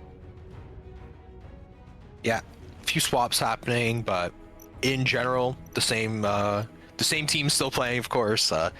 You only get 8 max person roster, so you can only do 2 swaps in total, so things can't get too different. But I do have to wonder what the swap is for, what they're going to be playing instead, because I don't think we saw Zim previously. I could be mistaken, though. I think we did it. I believe it actually was at Ironworks. They played Pale Rider here. Oh, okay, so they want to move someone onto Pale Rider. Interesting, because Felwinty's going to not be on that Pale Rider. They'll probably who's to say? Fel is good at a lot, so maybe Zeta again. It did work well for them there. Grim, I thought was a C2R player, but I could be wrong. I know I recognize the name. And it's a good map for him here. So we'll see what they elect to do. I'm just so worried about those hallways and tight quarters, and it's so good for Mahi, Susanoo, and Dom Trooper just splashing in there, doing damage. Yeah, and we've seen how FOE Ball have played this map previously. We saw them win against Grok Esports, and while it was definitely like a good map and pretty close, yeah, Grok took it to 99%. Unfortunately, yeah, FOE Ball was just able to hold on to their ults a little bit longer, use them in a more efficient manner, and secure the victory in the end. Yeah. So looking at the result of after last map and then knowing how good FOE Ball are on this map already, I do kind of have to lean towards FOE Ball, but I would love to see a little bit of an upset here by Serenity on this map. Right, Serenity did 2-0 their other teams coming into it, along with FOE Ball. Yeah, this is not a weak team at all. Right, at all. Despite last map maybe not being the best showing, I do really think that there were just like the pace was too fast for the comp I think Serenity was running on that defense. Like, I do not think that was a fair representation of the strength of this team. But we're going to move into Ironworks now, and we're going to see how this works out. Maybe they'll go for the aim buff by coordinating the pictures for the slight advantage, but nope. Okay, you got 2 boos now, though, on No aim buff, side. no aim buff. No, yeah, that doesn't quite count, though. We need all matching for the buff. Still, boos are cute. Hey, I'm rocking the boot too. The boot's awesome. Heck yeah. Let's see. I think we gave a fair analysis last time about the pacing and the comp not being the right to deal with FOE Ball. So I'm curious what they're going to do going into this. Yeah, already looking now, I am seeing the Dom Trooper on both sides, which I like to see. I do think just the Dom Trooper value is insane, so I think not rocking Dom on some of these maps is a mistake, and I'm happy to see that Team Serenity is bringing in the Dom Trooper now. Otherwise, you were right about Grimwood rocking that Z2R, and like I mentioned, I didn't think Turn A was great on this map, and we see Moon on the Gym as a bit of a switch up. Notably, Ashamar is on the other side, so those mines might just get eaten up alive, but we'll have to see how the gym works out. I'm super curious. Yeah, I like it over the turn A pick here. I do think it will work better. A in the comp and B in this map. I think it's a solid choice. All right, pushing through that. It's just a classic setup, trying to take control of the height, fighting in there. It looks like Droid, again, hallways are dangerous. They're so dangerous. Yeah, I mean, we saw Grok Esports fall in the same way. You can't 6-man push that hallway against a Sonowo. He's going to eat you alive, and it happened again. Right, or bait out their utility first at least before you really commit to that. But yeah, they just find so much value initially, and they are able to secure it and get the point because of that. Droidcool going in again at this hallway, but this time denied by Moon. Notably, the GM shield bash gives you damage reduction and means you can't get CC'd like that. So Moon was sat there behind, and Droid ended up in between two players, and his death has led to the point falling and going in favor of Serenity. Yeah, Keep goes down as well. Zaro's doing a good job of holding it down. They do have 3 of the members here on the point. Droid has come in. He's getting, living on a dream right now. It does take the health from Sazi, and they still fighting on the point. They almost lost it there, but are able to hold it down. Zaro is playing his life right now, trying to keep it secure. Yeah, they're doing a good job of coming in and out individually as players to sort of grab health and then go back in and hold the point. And look at the percentage for Team Serenity. Even though this has been neck and neck, finally, I think we've all take it back, but the overall percentage is going to be in favor of Team Serenity. Yeah, they fought it till the very end. Nobody rotated early to get set up on the other point, and now they're kind of going to meet here at the same time. The same amount of people. It looks like Saz is kind of by himself trying to fight too right now. Moon is on high trying to do something there, but a little bit alone and does get picked off for it. Zim's trying to take high, Fell holding it down. Yeah, I think a little bit of an error by Moon there, caught on an island, and he is punished for it. And Droidcool is going to pop his ult to sort of push out the rest of Team Serenity, and Team Serenity is going to fall back and actually regroup not too far away from point, but Droidcool with a last-second pick onto Vaxel. If they could deny that res, which it looks like they are going to, yeah, that point's going to be handedly in favor of FAW Ball. Yeah, they wanted the res, but you just can't go in there between. Oh, Mahi? No, that was Smoothie King popped his ult. A little interesting choice. I don't know if he knew where his team was in that regard, as they're kind of all fighting on the side still. I think a bit of a misunderstanding of the position during that fight. You were already down to like a 6v4, I believe. I don't think you want to pop an ult there, but Grimwood going to try and get a kill on the flank, but also goes down, and this is a little bit of a stagger fest going on right here. I think they're going to struggle getting it to this point if they don't regroup as 6. Right, Bax goes down there. I mean, they're doing a good job, too, of trying to push them into their side a bit and catching those stragglers who keep feeding in one by one. Yeah, it looks like they're starting to maybe rotate, or I would think about rotating right about now, understanding the points lost, and you want to get set up for B. A huge axe by Heba is able to take out RX Moon there, but Zaro responds to 2 picks of their own, trying to set up on this B point again, where Serenity did take the win last time. Zaro did find some ult out of his value out of his ultimate. Maybe would have saved it for like a Pale Rider, try to deny something else that's gonna hurt, but they still have 4 other ults coming into this, about on par. Ooh, Felenti pops theirs, able to get Moon on the secure Saris as well. 2 goes down. Yeah, it's hard to identify. He popped their ult to also try and secure this point, and point's gonna go the way for FAW Ball almost, but a slight block from Grimwood, but now finally point swaps. 30% remaining, but here comes in Vaxel. Oh, I think we've lagged out. Production. Everyone yell at Lich. Is the game crash? I want a different map now. We're on a different map. We're having technical difficulties right now. Yeah, we're gonna figure it out. It looks like there might be a server lag. We're gonna say that ultimate was also because of that server. We're on a different map, dude. What is going on? Yeah, we're running it back. 2.0, large conveyance. Yeah.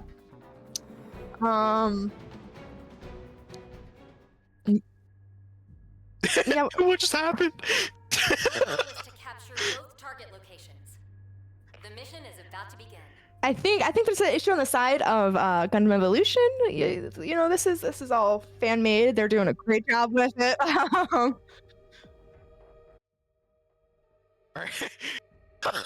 Take it back. Don't blame Lich. Yeah, I know. We're figuring it out, chat. This is you're experiencing this with us live.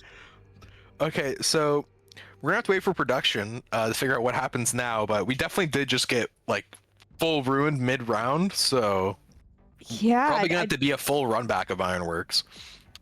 yeah.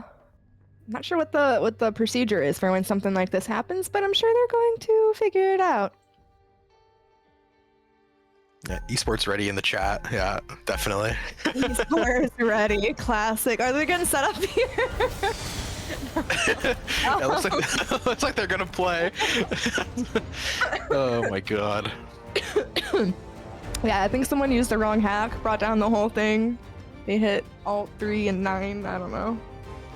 Yeah, it Broke looks like server. somehow the server just like messed up and swapped them to a That's crazy. Different a whole map. different game. yeah. I mean, honestly, that's like, how do you? Wow, how do you even code that to happen? Just switch in the middle of it. All right, blame Aesor, don't blame Lich. Yeah, I'm gonna blame Aesor because he's not here. Always blame.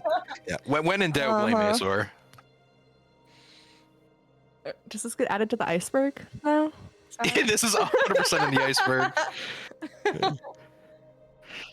You cannot Lich. Yeah, we are currently forced to. You can't leave the match right now? Alt F4 maybe? Hmm.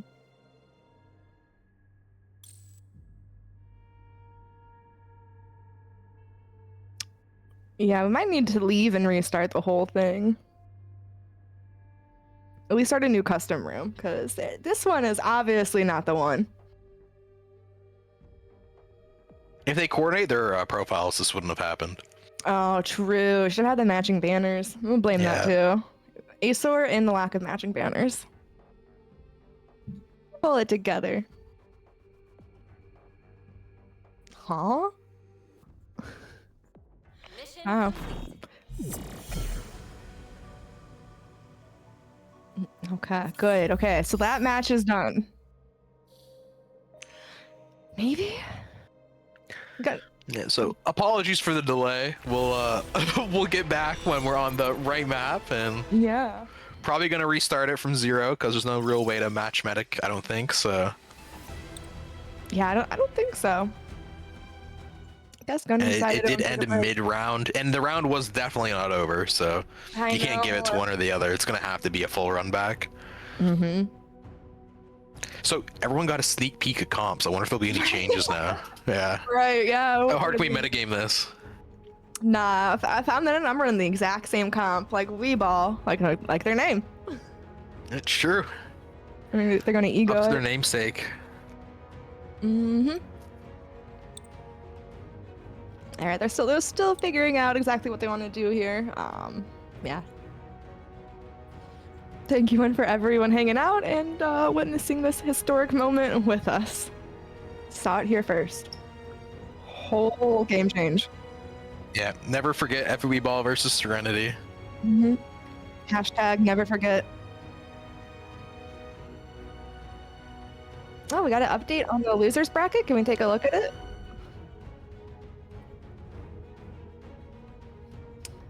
I'm doing great. Appreciate you, Lich. It's a lot to keep track of.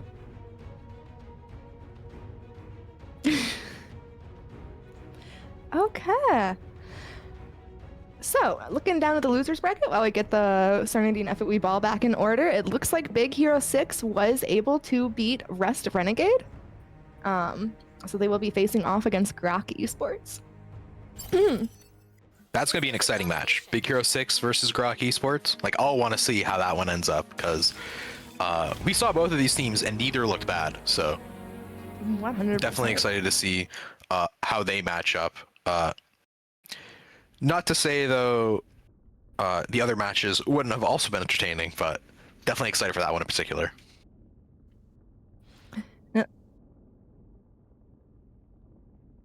Yeah, we're ready. It looks like Principality of Zeon, you say it so much better, was able to take the win on name pending and are going to be facing off against Koga as well. We are ready, production. Your goal is to capture the target. All right, waypoints. we're back in Ironworks. The mission is about Allegedly. Let's go. Knock on wood. I've never. This is brand new to me. Who's ever seen Ironworks before? Look at these comps. It's so different and crazy. Right, wow. This is what they're going to go with here? I mean, makes sense, you know. Always stuff. A little confusion, but all good. Looks like we're starting back up. Yeah, we're Everyone starting. blame Azor permanently. Azor and the lack of matching portraits. I'm trying to see if there's any comp swap on either side. Looks like not. No, Both teams it's- playing it fair with pretending they don't know what's going on. It's Gotta pure respect ego that. playing now. Yeah, they're gonna run it back, and they got it. And yeah, 100% respect that decision. So we'll see if there's any approach. I believe it did it open with B last time too, but here we go. It did open with B opening last time, yeah. This is actually a replay.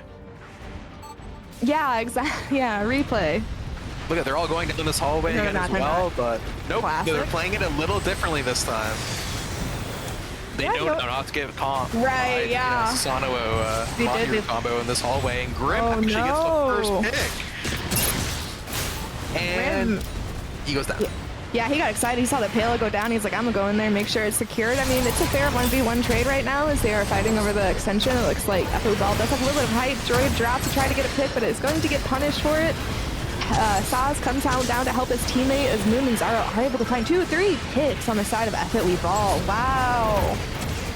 Zaro's really good at just like using the flight to their advantage of going in, taking a fight, they get damaged, they fly out, grab health, come back in. So they're really good at doing that. I think it's getting a lot of value on this B fight in particular. Oh, yeah. Already 30 seconds passed and all in favor of Team Serenity. Yeah, already at 60% in his ult charge and Zaro. You see it here, especially on B. He's doing a really good job of playing those like upper windows and getting in and out with his life, trying to keep the point secured. He does finally go down. That's before getting almost 70%. Droid was looking at that, decided he was a little too far and didn't get caught out with that Z2R there. Fel's able to find 2 on point as they're able to secure it, and they're probably going to start rotating now. Yeah, it's Epic we ball on them. Go on. Target changed to objective A. Yeah, FAW Ball able to get that last few percentages, but overall Serenity pretty happy with how that point went, I imagine. And Grimwood also with that ult already up. I want to see how Grim was going to try and utilize this ult to win this first fight. A pick already on Zim, no ult used yet. Grimwood coming out of smoke, and there's the slash on P. That's 2 picks by Grim. Zaro's going to come out and make sure those kills get secured, but But Heb's able to get the revive. Go yeah, on. on the other side, some kills coming through, and FAW Ball take point. Yeah, FA Ball Grim did a really good job of getting those 2. Unfortunately, with a little overextended, his team wasn't able to quite help with that as they killed him and got their revives off, and that was what they really needed to switch the tempo of the game, as now Serenity has to come back to their side and try to push on in. Grim is 1 HP, unable to do much.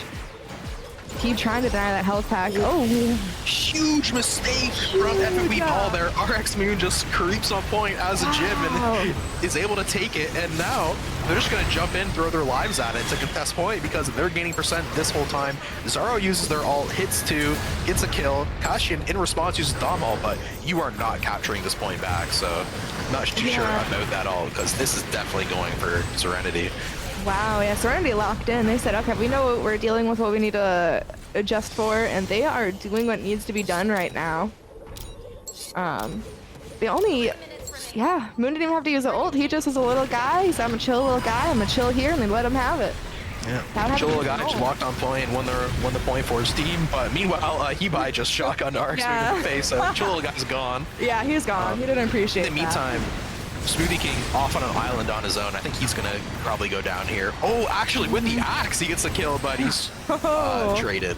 But he does get the finish to make it even. That was pretty fortunate from where he was. I would have expected less.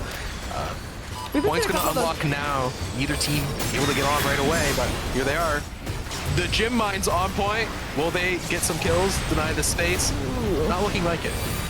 Yeah, looks like Mali might have came out to eat a couple of them. There is some more. Looks like Moon's even more defensively to protect himself against Droid, trying to lure him in there. Mali was able to clean up that ult though, as he does fall out and reposition to regroup with his team. Ash does come out with a punch, doesn't find really any value on that. It does get punished for it. And Grim is able to get the revive. Wow. Yeah, all these picks going in the favor of Team Serenity, but already half of the point has gone in for FAW Ball, and even though they'll take the point back now, definitely a lot less percent than they would have hoped for based on how that fight looked like it was going. I mean, yeah, sorry, there's just a lot going on. They're doing a really good job holding it down on Team Serenity. They gave up a little bit of percentage, but able to regroup, get some of the percentages back, and they're already rotating to get set up on A before F It We Ball get there. That is a huge advantage to have. Yeah, Serenity already set up. FOE Ball gonna have to come into the grinder. Also, big ult advantage for Team Serenity here. We're gonna have to see how they utilize these ults. Droidcool trying to come in from the back and get some kills, but unfortunately is forced to flee. Winty, meanwhile, gets a pick onto Vaxel, making this in favor for FOE Ball.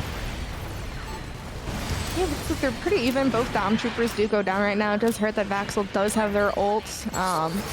Sarah says trying to pick on Droid as well. And of note, this is the final point, so teams are going to want to make sure they use all their ults here, because this is the final point of the map. Probably about 2 real fights left, and mid-fight, Serenity are able to pick up point, forcing FOE Ball to fall away, and they're on the back foot here. Yeah, they're on the back foot. Serenity has 3 ults going into it. Moon put theirs down somewhere already. We got Peebs and Zims, which are great ults to use, but I don't know if they're going to be able to do anything. Zims is kind of alone right now. Looks like Vaxel popped his ult to try to go in. Zaro got the pick on Droid. Everything is going off right now. All ults are getting pressed. Zaro pops his, able to find some value somewhere with it. There's only 2 left on the side of FOE Ball as we are full in extra time right now. Yeah, just Heba and Peeb left trying to keep the dream alive, but Peeb falls down. Heba's off point, and that is the round for Serenity, including the round that unfortunately was lost to time. What a comeback from Serenity. Right, what a comeback. I like Heeb trying to play those little stairs there, because you just need to peek a little bit to consider yourself on, but unfortunately just wasn't enough for his team to be able to gather and come back and really do anything there to help secure that point. Wow. Okay, it looks like Serenity has learned how to deal a bit better with all that splash damage and a Susanoo in your face. Yeah, part of playing in a tournament like this is mental.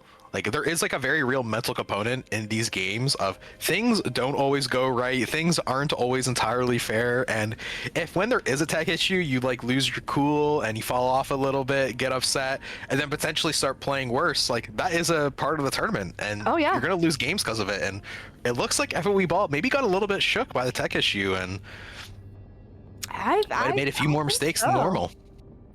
Honestly, the damage isn't too far off in terms of spread between both teams. Like, they're both playing a tight game, fighting really hard. But yeah, something about that seems to shift it a little bit for FOE Ball. And there has been a bit of a change up. Droidcool said, "Get me off." Susanoo, Peeb's taking it over. Mahiru is out. Droidcool is on the RX-78 Gundam now. Okay, I mean, Grandpa's always good. You can't go wrong with it. I mean, this is a good map for him, too. His ult will find value just to take space for his team. Yeah, Gundam's never bad. It's always this character you can just two-shot like half the cast, so. Right. If you can land your headshots, solid. Even if you can't, he still hurts. In the meantime, space taken for the Team Serenity, and Hebi's goes down immediately. Vaxel with a kill onto Pale Rider. That makes it a 6v4 for Team Serenity as they are able to take more space, but Peeb and Droidcool answer back, as does Saris. This fight is neck and neck. This fight is, they're swapping left and right. Cass just trying to deny he's on 1 HP, needing to get out and play his life, but he also doesn't want them to get their revive, trying to make sure that he has the ability to help his team secure point, and they are able to. They're going back and forth. That's 2 different swaps now on this point for both sides. 2v2 on point, but does go in favor of FOE Ball. Droidcool dropping for the health, using their shield, playing it well. Looks like they have the time on Gundam. They're not a Susan 1 trick. Yeah, no, he's playing it well, making sure they hold on to the point, while also playing the health pack and playing his life, getting good picks. Here, about default numbers. There's only 5 seconds left. Are they going to continue to fight it out for the last 3, or are they going to start rotating? Yeah, like, Serenity's get these last few seconds, but overall, you're pretty happy with that if you're on FOE Ball. Oh, yeah. Now, point is opening up. You started at B last time. Now we are going back to it. So it's a little opposite of the first round. How yeah, we do not like C point here. Alright, they're about equal in numbers. Just pops his ult. I don't know if that's where he necessarily wanted it to go, but sometimes it doesn't go where you want it to. As Moon puts his down there, maybe trying to find someone trying to sneak out with their life and get caught in that instead. Yeah, like I understand the idea with Moon's ult there. They're just trying to. Oh my god! But like, hey, but here's the thing though, right? He gets res then, NBD. He does the res, but Yeah, like, Troy does go down for it by Smoothie, so. But he's getting Maybe. secure, but GM's trying to deny it. Does get the bash off, does deny him the kill. Like, I think it might be working out to their advantage at all. Yeah. Smoothie does Maybe I'll get take it punched, back. but got a kill off of it. Eternity's still holding point though. Bell got a little greedy with that, trying to push in there, secure the kill. Does get taken down for it in response. Back to Train doing a good job, just holding. But as long as they can deny, even if they're losing the fight, they can just deny the point control to FFW Ball. They're happy because at the end of the day, percentage in domination is what wins you the game. You can lose every team fight, but if you're always holding point, it doesn't really matter. We're seeing that happen right here. They lost that entire fight, but they had point and they held it until almost the very end, and that made it so. And then, yeah, that's what this The game points comes are down even. to. Yeah, it looks like Serenity is already there, set up. Oh, nope, he's running into them. They are meeting about the same time. Smoothie is going for that sauce. There's been a bit of ego between these sauces today. Kind of all day there's been egos between same units. I mean, of course, like we're finally having competition in this game in like a structured format. Everyone wants to prove that they're the best at their suit. And this is the first time we really get to have like a structured tournament like this inside 7. But anyway, the fight is starting on a altar being popped. No picks for either side yet. Never mind, Droidcool gets battled. Droid does get back with that. He did pop his ult and went down. Now Zaro popped his, Saris. Droid Zims. Everyone is popping ults, Kurtmere. Saris does get taken, or wait. Sarah, they both popped. Both Pales popped ults. And they both went down. But FFW Ball was able to secure the point with all of those. Yeah, there's a few stragglers left from Serenity trying to get this point back, and oh my gosh, almost another sneak cap, but FFW Ball does stop it this time. Not again, they say. Not after what Moon did previously. Right. Droid was ready. It's like, Moon not goes again. down. He tried and was punished for it. I respect the try, but he might know Droid is, no, Peeve is there to deny the res. Peeve was trying to keep it denied.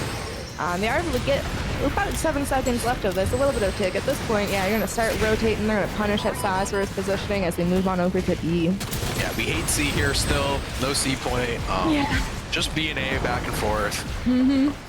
But already, FFW Ball are set up to defend this point. They're already here, so Serenity's going to have to try and push in. Grim was doing a good job just being a solo holding down this choke. It looks like now the team is starting to regroup. He's going to have to fall back and let his teammates help take care of some of that. But he's doing a good job of just keeping that choke locked up by himself. Smoothie King holding down. I know there's Spell have a punch. Yep. Spell does have a punch. Uses it on Smoothie. Takes him out. All those gym balls in the corner get mollied and broken, so that all didn't do anything. And the point goes for FFW Ball pretty cleanly. Yeah, used a couple ults. Looks like P popped his and did that, but they, were able to secure the point. Grim still has his ult. Don't know he should save into counter. I mean, they get it so fast. Yeah, I mean, at this point, Grim's got to go in and just try and get some ult value. You're looking for 1 or 2 just to get your team into the space. This is the last fight if you lose it. Yep. Zaro gets hit on the Cashion right away and has their ult available as well. So that's 3 ults on the side of FFW Ball. This is their moment. Grim uses his ult, gets some. Zaro falls on the same line to capitalize on the already stunned by it. Right. Oh no, Sarah's popped theirs as well. I don't know if that was necessarily needed, as they're going to have 40 more seconds of this fight to run. Now they're going to be down on ults. Big mistake by Saris. Zim on the other side getting their pale ult ready to go. Peep does pop the Mahiru ult, it looks like. Or maybe no, Peep swaps the Mahiru is what's happened. So we're getting Mahiru for this last fight. It's a B point. This is Mahi's best point. So I understand the swap. Zib still has his, maybe trying to find a... Ooh, Moon does go down. There's 2 down. If there's a time to rip it, now is it. And even despite ults, picks all going in favor of FFW Ball. Vaxel using Dom ult to try and just buy some time, but it's not enough. And despite the ult eco, FFW Ball take that round. Man, that was close. That holy 1-1 on both sides. Serenity, they locked in. They saw what was happening, made some swaps to help them out. I think a better job this time playing together as a team, using their utility and sync. Fortunately, I don't know if Sarah's having their ult there at the end would have made a difference. Probably would have helped. Just minute things like that is what really makes this game. Yeah, I think maybe if Saris had held that pale ult for that last fight, things could have gone a little bit differently. But while I say that, Zim had pale ult and didn't even need to pop it. So Right. I think maybe there were some things we didn't see that went wrong during that fight.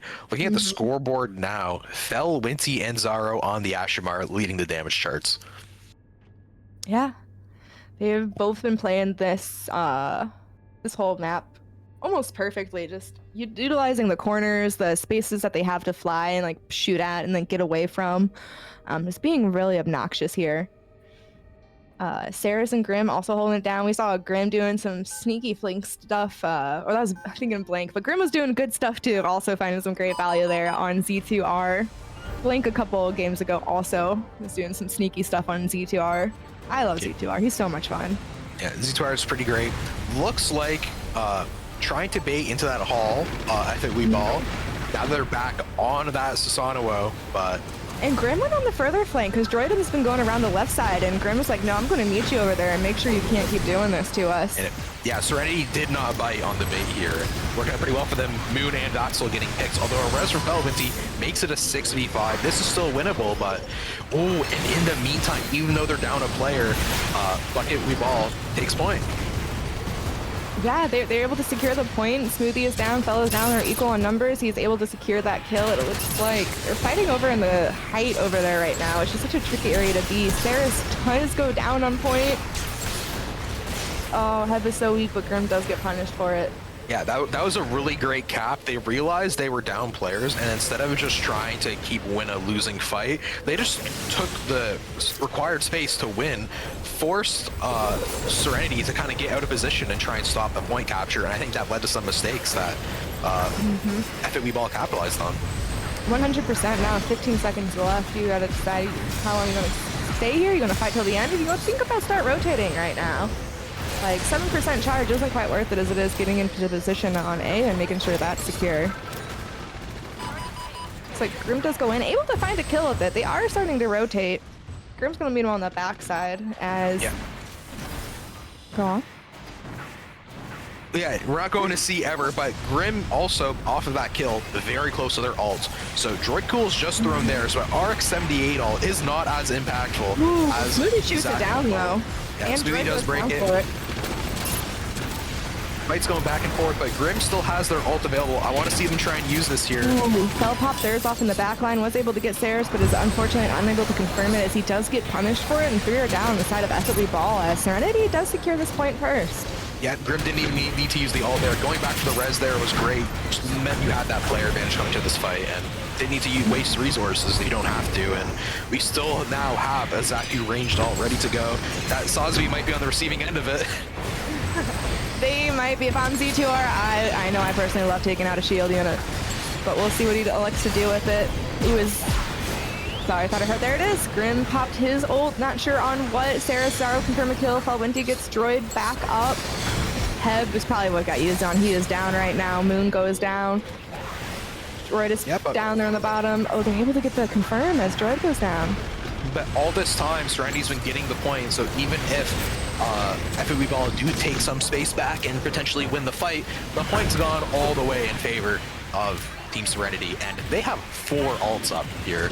Looking good. 5. Make it 5. Yeah, they haven't really used too much. Oh, Moon does unfortunately go down to Droid there, just a little ahead of himself as Droid was able to land that mace on him, get the kill. Grim might get punished here too, as he's facing almost half of FAW Ball. Yeah, Jim, not a character you like to G-dash on. They don't get the speed buff that other characters do, so you end up wasting a lot of your gas sometimes, and you can't dodge utility like that flail, which unfortunately happened there with Moon. But in the meantime, off of that kill, they're trying to get point, but RX Moon comes in with the balls, denying that entire inside space. Now that I really like. Yeah, Stas popped his big punch into the lava. Let's go! Into the lava. We love to see that. You do love to see it, and it does help Serenity get the confirmed cast. Just pop his ult, eating the balls, dies for it. Okay, that was an awesome fight. You gotta love Team Serenity for that one. They got a lava kill. The balls got massive value for being in that room. I like that ult so much more than the ult we've been seeing on B side. 100%. Wow. Serenity does take it. They just have right now. It looks like Zim popped his ult. Unfortunately, I didn't quite catch that one. Peeb pops their ult now, trying to go in, find some value with it. Droid popped his in that room. They're popping all of these ults, but for so little percent left on point. Even if they were to win this fight more quickly and get some percent here, it wouldn't be enough to really matter. Meanwhile, they're losing all of these ults, and they're going to give ulti coat or Team Serenity. I'm favoring Serenity in this last fight for sure. We're going to have to see what it looks like, though, on the A site now that we're finally moving across the map. And Serenity are already taking space. They're already there. Yeah, they're already getting set up. Yeah, you're going to be looking out for Felwinter here with the punch, maybe to try and deny the Pale Rider ult. I think that's what you have to do if you're on. I think so too. Yeah, because, I mean, Saris on a Pale Rider ult is dangerous, and you have to take care of it. Or just and we're getting the Pale Dom combo. But they get off of point, and we able to get point despite the ults. That's the name of the game, is holding point. Fel popped their ult. I'm not sure if they found any value of it, and again, goes down for it. They lose 3. Able to touch it for a second, but Serenity takes it right back. Serenity take it back. Res on Saris, making it a full 6 on point. FOE Ball have to regroup for one last push, but only 9%, 8% left for this point. Zim on their own get caught by Grim, by the Z2R, making it a 65. We have balls on the flank route, which looks like the way some of the team is coming. Peeb though with 2, but the balls kill Peeb. Oh, you have to give them, you have to respect them if you have nothing to deal with getting through them, because they will get you, and they are brawling it out right now. It is going back and forth, even exchange, 1-1-1-1. Cassian does go down. It's just Fel right there trying to stare down 2 with a freaking Ash behind him. Zim's trying to hold it down, give his team time to get back. Unfortunately, Peeb is there, securing some kills. Even Droid Cool looking like the last one's alive at this point, but here comes Hebai actually with a lot of HP, but a big slash from Grim takes out a lot of these players, and that is the game. Wow. What a round by Serenity. Wow. Yeah. And for the first time that we have witnessed, we are going. Oh wait, no, maybe not. To map 3. I think it is. Yeah, no, this is the first map 3 we've had on broadcast, and I believe, correct me if I'm wrong, throughout the whole bracket, this is the first map 3. So these 2 teams are neck and neck. I think so. And we expected a good game coming into this. Both teams have 2-0'd it the whole way out. And look at that, finally switching it up on the MVP screen. We got Zaro, Grim, and Saris, and they were holding it down. 57K. Yeah, Grim was farming on the Z2R. Like, genuinely, like, watching that map, I think a lot of it revolved around Grim going on those flanks, getting picks, or being a general nuisance, forcing players out of position. And Grim's ults got massive value almost every time we saw them. So, yeah, big shout out to them. Really happy to see the Z2R get the value there. And I believe they were swapped in for this map too, and they really showed their worth on the domination map. Yeah, it's a great C2R match, and now the last match we are coming to is another domination with Thermal Plant. Another C2R heavy map. Yeah, I'm sure we'll see Grim staying in there, and I think that's an important piece of the puzzle for Team Serenity on these maps. I think so too. Going to Thermal last. I wonder if there are any other comp swaps we see. Pale, Ash, Z2R, Dom, all characters are definitely going to want to play on Thermal. I imagine we're going to see Moon stay on the gym for Thermal, because again, I don't think Thermal's a great turn A map. Maybe I'm mistaken though. A little rougher for sure. Maybe. I want to, yeah, we'll see. Yeah, and the one thing we didn't really...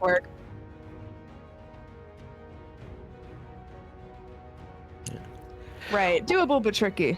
Yeah, one thing we didn't really talk about much, and we didn't get to see it much because of the nature of these games, is the gym heal grenade and the value that kind of can provide to the rest of the team in these fights. Because for a lot of these like longer, more staggered fights, if there are split seconds where Serenity is backing out, getting gym healed and going back in, that is an insane health advantage to have. Because gym heal is the fastest heal in the game. And that's something we talked about when it was, I believe, Grok Esports fighting FOE Ball, and better sustain terms of dealing with FOE Ball, of how much damage they can output. So I think the heal from Jim was a nice switch off from turn A. Yeah, versus only a self heal versus a team heal. Right. And then having that shield, and we saw the balls get value. They did. Yeah. Again, Why you gotta be is it- careful with how you place them, because if you put them all together, it's easy for someone to either just like full tank them, like Hebai did that one time where he got rezzed, or a simple Ash Molly can wipe out all of your balls if they're all together. Yeah, I mean, his balls did take out Castian during his ult, during the Screaming Nimbus, so he tried to clean him up. Yeah, Screaming Nimbus not the best way to deal with them, because if they hit you in the back, which they did, they still get the damage off on you. But we'll see what they elect to do here. It looks like on side of FOE Ball, they brought Genesis back in over Zims to be on the pale here, and then Heavy going with Hyperion over Sazabi. Yeah, Hyperion over Sosby is interesting. I wonder if that's a specific counter to something they think Serenity is doing, or maybe Hebai just not feeling the sauce right now. Yeah, totally fair. I mean, it's another shield unit. Maybe they just practice it here more, or just like it here for some of their own reasons. But basically the same comp as we open up into the A point. Yeah, we're seeing Grim not really taking the flank route this time, going in with the rest of the Yeah. team. I thought that was interesting too, but that is part of their strategy, is they're trying to take over that side hallway. Joy looking for it and finding a couple people back there, unable to get the kill, but able to weak them as Genesis and So Hev much trying to help with that. damage. So much damage done by Droid there, even though he does go down. I was thinking maybe Moon could heal up the boys with the ball, or with the heal grenade, but didn't look like it, and after we ball, take point. Yeah. They are able to secure it. They're going to regroup. Yeah. Solid play from the side of FOE Ball. Yeah, I think we did a good job of kind of collapsing as a team on some of those angles. We see Moon and Smoothie King kind of working together with their shields to try and take some of this space while the rest of the team works around the side, but point not taken yet, and FOE Ball seem to be holding on to things pretty well. Yeah, looks like they were trying to do some flanks over there to divide their attention. Grim does go down of Wimpy, unfortunately. And I think that's what they're going to need to make sure this point is secure. Yeah, Vaxel does go down next. It's only 8 seconds. It looks like maybe they're going to start rotating to get set up for B here. Yeah, and B's it's really important you're on the high ground first on B, and looks like that's already happened for FOE Ball. This high ground on B is really hard to take back. So It really is. It's such a pain. yeah, it's great positioning by FOE Ball. Just free splash damage. I mean, there are other angles on height, or you could go try to get your flanks to turn around and send them out there. But yeah, it's just a pain to try and take height back here. But they are able to get Castian down. Castian does trade with Grimwood. They are not able to get the revive off. Peeve does take Moon, but Vaxel takes Peeve down in exchange. They're about equal on numbers right now. Is the height can go either way. Hev is fighting off with Hyperion. Moon. Nice reserve Molly, unfortunately. We've all done that before. Little smiley face in Be chat. real, No one saw it. Yeah, it didn't happen. We didn't see it. Coming on back. Looks like there is 2 down on the side of FOE Ball, and they did secure the point for Serenity. Yeah, it was a moral victory when you kill yourself with your Molly. Exactly. But looking now, 4 ults available for Team Serenity, but I don't know if they're going to want to use any with only 25 seconds left on this point. If I'm them, I'm just trying to get the last percentages and not waste any of my ultimates. So maybe try and bait some out from FOE Ball, which looks like is not happening by them either. They all kind of know the game. Right, yeah, these are people who've been here before. They've played the game a long time. They get an idea of how this needs to go. It looks like Serenity did get killed off enough that they had to give up the point. It's only about 5% charged, but they'll take it as they reposition to get set back up on A. Yeah, Team Serenity with this initial positioning on this point, playing the health pack. Ball set up on this health pack. I don't know, they've been spotted, so I'm not sure if they're going to get value, but we'll see. Grim will does get see. Felwinty. It looks like they popped their ult to maybe get that. Saris goes off. Droid pops their ult. Oh, and it gets punched in response. That's exactly what needed to happen. Cast I was comes talking up. about earlier with some of those self-buff ults. If players are good at just holding some of these stun ults for those, it's just like the hardest counter ever. And it makes those ults like almost bad to use because you end up just making yourself a bigger target. Yeah. I wonder if Droid's gonna elect to do something else here. I mean, this is a really good melee map, but they are definitely saving counter for him. Some great spam by Serenity there. Forces Droid to move to the side, and Grim finishes up the kill. Smoothie King coming in with his ult as well. Hebai uses the Hyperion ult, but falls, and this point is cleanly in the hands of Serenity. Yeah, 30 seconds left. Looks like, yeah, this might be in the favor of them. They only have Peeb and Pale Rider's ult on the side of F at We Ball. Probably again, yeah, they're already getting set up on C. You haven't seen too many C points today.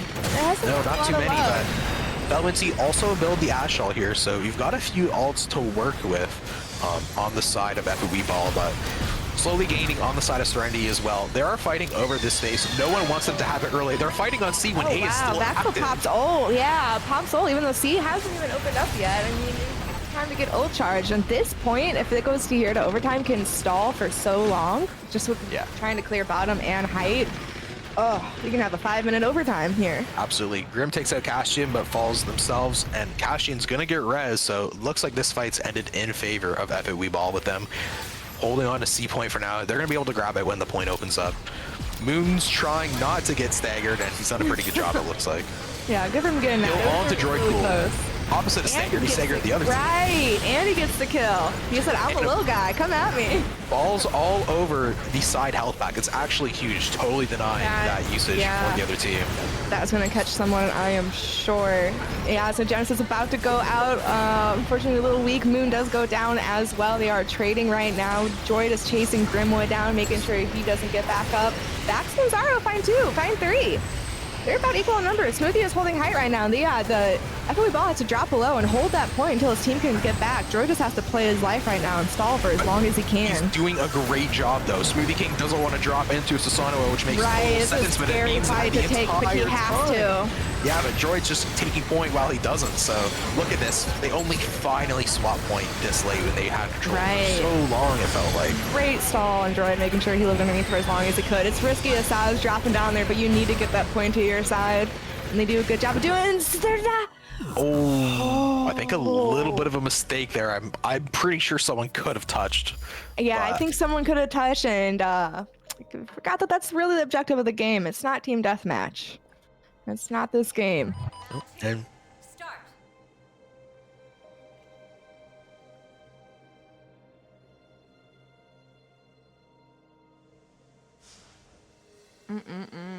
This game really comes down to seconds, and seconds do matter, as we see there. And Serenity is able to take that point. yeah, Serenity mounting such a massive comeback when you consider where we were map 1 to where we are now. Really happy for them. We have the hook cam now, though, so things are pretty locked. I'd love to see a little bit of what the damage is looking like right now, but I do love the hook, too. Felwinty, 21k on top of the scoreboard, but they lost the round. Yeah, I mean, damage doesn't mean much if you don't play the objective, you're not securing it. He is doing great, though. We've seen consistencies from Fel on their ult and just their positioning. Droid having a hard time on Susanoo, and I wonder if it's something you're going to keep going into this. Yeah,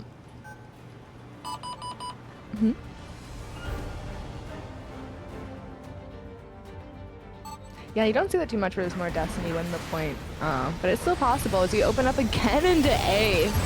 We don't like C. Yeah, C is stinky. Get it out of here.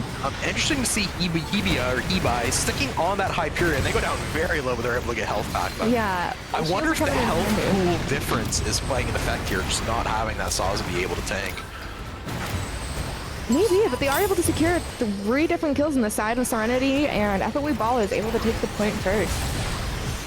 And they're just getting pushed back right now from FOE Ball. Escapes with very little HP. Works out very well, though, because now they've gotten a pick. They're going to have to wait for a respawn. They aren't even going to be ready to try and contest this point again until like 35 seconds. And at that point, is it even worth going in, or do you just go set up a next point? Because how much percentage are you really fighting over? Right, by the time you're done fighting and maybe when there's maybe 15 seconds left. At this point, I guess it's just for ult charge. You're going to try maybe get some of that. Maybe if you're lucky to get a couple quick picks, but this is going to be mostly for ult charge right now. Looks like they are going to try, but Saris does fall to Felwinty. And meanwhile, Moon goes down as well. So they've gone in for this fight to fight over a few percent. They're dying, giving ult charge to the other team. The And, opposite of what they're trying to do. yeah, and that they're gonna give them time to set up on the next point. It looks like they've realized this actually. Serenity's realized this, and the rest of the team has moved over to Right, look at seeded. that. Looks like the rest of Serenity did already move there. So it could have been just like a delayed tactic trying to keep them over there while the rest of the team do get set up here, as they are regrouped a bit faster than F it We Ball. Yeah, and we all are gonna want to try and get in here before the timer starts. But Serenity's doing a good job of just holding the space. The Mahiru spam trying to get value, but it's not hitting Saris, who's the only close target. Moon taking that space with Jim in the front. A slash comes through by Slash Grim. comes through. I think it finds Tons of great value. Yeah, Zaro follows up with the Mally and some damage there, but through. Oh my gosh. Wait. And there's the point for Team Serenity. They did a great job there. They got there first, held the position, and then they played for Grim's ult, and they won. Yeah, Serenity does have it. Droid does go down. They just have Zaro's ult on the side of Serenity right now, so we'll see if they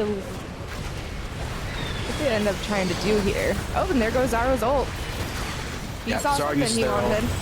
Yeah, confirmed this fight. They're gonna get this entire point percent, and that's gonna set them up nice for the next fight. Droid Cool already going to A. Yeah, I think that's a smart move. By the time you do get there and fight, it's just not worth it for the little percent charge you're going to get. Rather get set up on A, maybe get some ult charge along the way. Yeah, makes total sense. Yeah, I think it's the right move. The Moon is there with Grimwood. Just trying to keep them from taking that hallway, taking the flank. Oh no, he walked onto that mine and... Yeah, the Dom Mine almost punished Grim, but lived with a little bit of HP. They were all fighting kind of over these exterior health packs. Finally now the fight is happening on the point. The Mahiru all getting a lot of value, but there's that heal lane I was talking about, making it so Moon's not totally out of this fight. Yeah, Peep was able to take some space with it, but unfortunately couldn't quite confirm any kills. Jordan's able to get Saris down, but unfortunately two on the side of the FFB ball do go down in response. There goes two, Screaming Dimness, Smoothie King, popping theirs. Fell tried to pop an ult, and I think they responded in kind with their own ults, not able to find a lot of value. And Serenity is just cleaning up right now. That was actually a really cool combo. They did Dom and the Sazabi, so the Sazabi's running around and the funnels are hitting That's so terrifying. everything because he's running around just sprinting at you, right? Yeah, And then yeah, Dom ult, of course, faster. doing the Dom ult. Oh god. That's a pretty fun combo and it worked out. Yeah, it worked out well for them as they're able to secure this point. They don't really have any ult, so I don't know if FFB Ball are going to want to fight in here with it. They Yeah, don't looks like take Droid any... Cool. They want this percent. They're going in. Popped ult. Yeah, Droid popped it, able to find 1, 2 with it. Ooh. They're going in. Peeve does get taken down. Droid does get taken down in response. They are still equal on numbers, though. Yeah, but They're look at fighting them on point playing trying for to this get it. last percent. Highlighting Zaro here, flying up in the air, playing cover. Buying time for Smoothie to come back, and they held the entire percent. Droid used ult, and they didn't get any percentage for it. I mean, they almost had it there. It looked like for a second that it was going to the side of FFB Ball, but Serenity just locked in and said, no, we are holding this to the last percentage. And they Both did. teams know the value of this B high ground, and they're fighting for it so early. Moon forced the drop, but his team's up there with him already. Is able to kind of sneak in and take the health back that Right. the other teams probably would have wanted. Balls on the high ground as one. Kind I of hope that sneakily, catches too. someone. I hope it does, too. Yeah, he did a good job playing his life there, keeping Droid distracted so he couldn't really go after too many others. They are trading right now.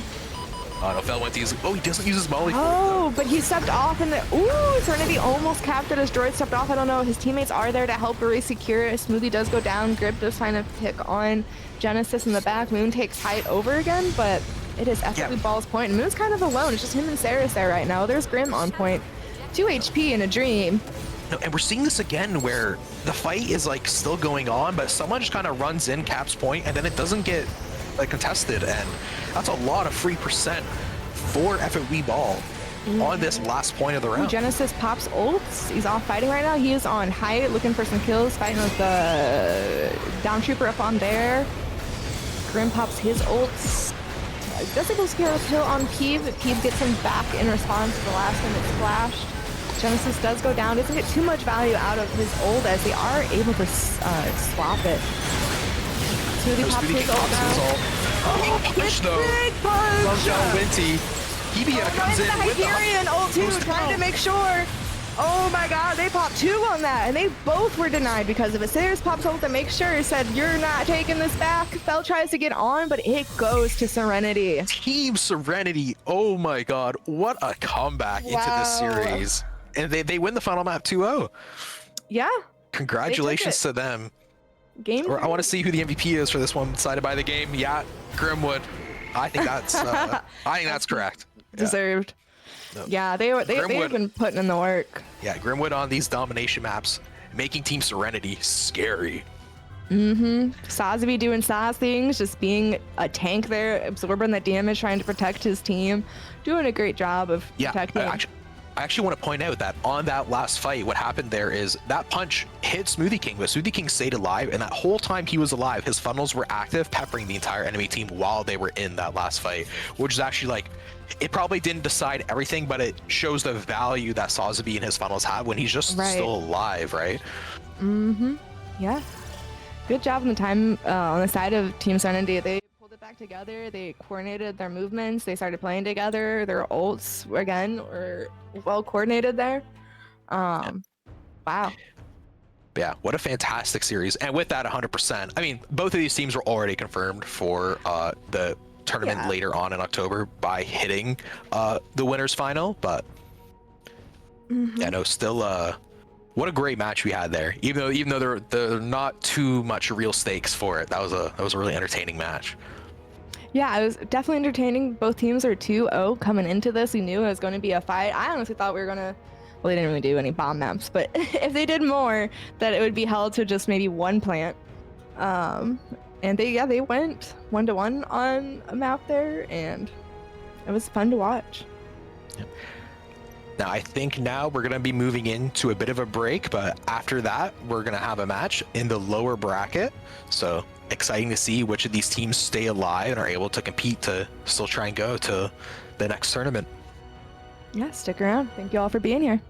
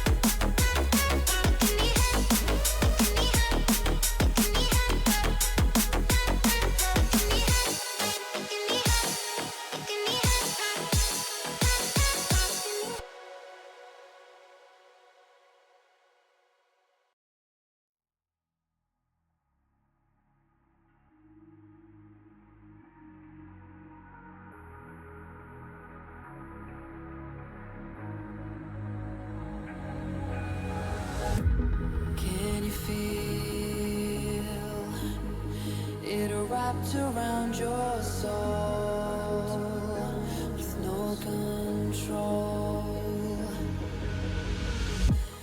You can't breathe when you're drowning underwater. There's so much water. I'll run, I'll hide. Darkness always clouds my mind. When I look behind, it's moving closer every time.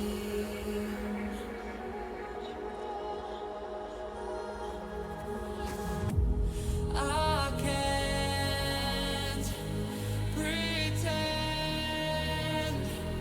that I have a strong defense. There's darkness,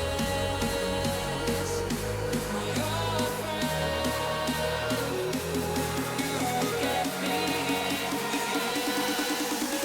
till at the end.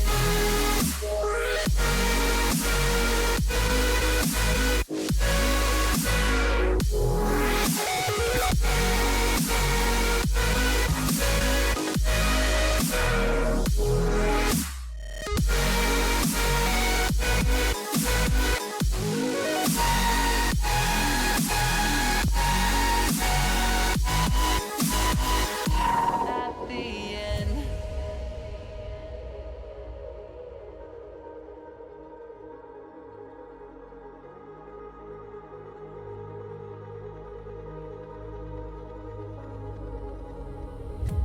Can you feel it wrapped around your soul with no control? You can't breathe when you're drowning underwater. There's so much water. I can't pretend that I have a strong defense. There's darkness, my old friend. You get me till the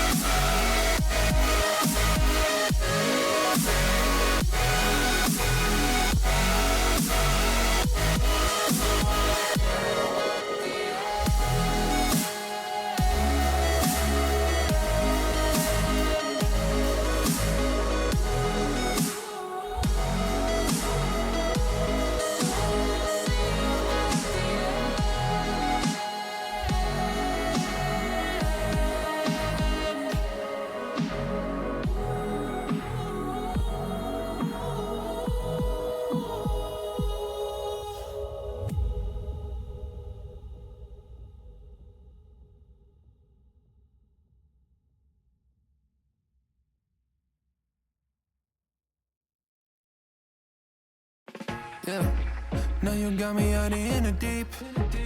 Feeling I'll be wrapped around your neck. When you burn me out like a cigarette. Yeah, drifting in the city, no sleep. Don't know where we headed for next. Maybe we should get lost in a sweet escape.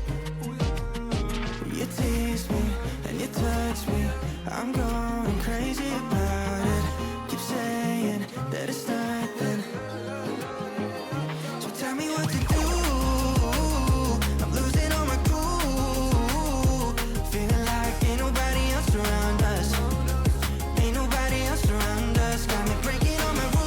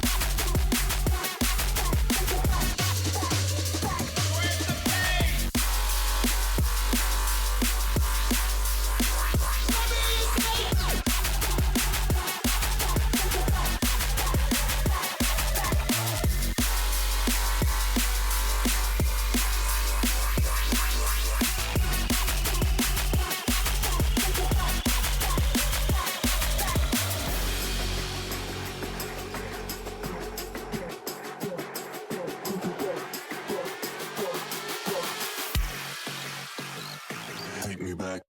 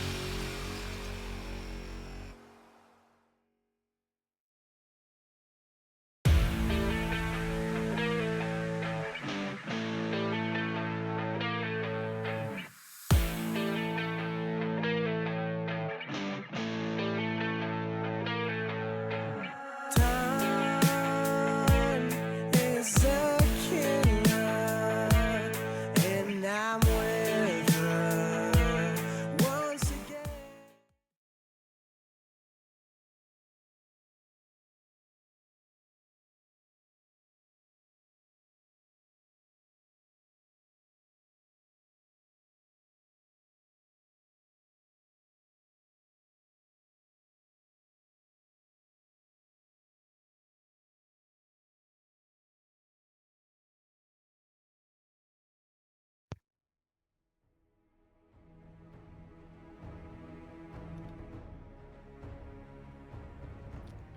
Yeah, hi everyone. Welcome back. We are doing a little bit of transitional things going on right now. We're gonna have some people taking over the stream. Maybe a couple different caster come in as well. So we're going to be doing a couple of transitions as teams get set up, and then we'll be right back in just a couple of minutes. Thank you everyone for your patience and being here with us today. We'll be back.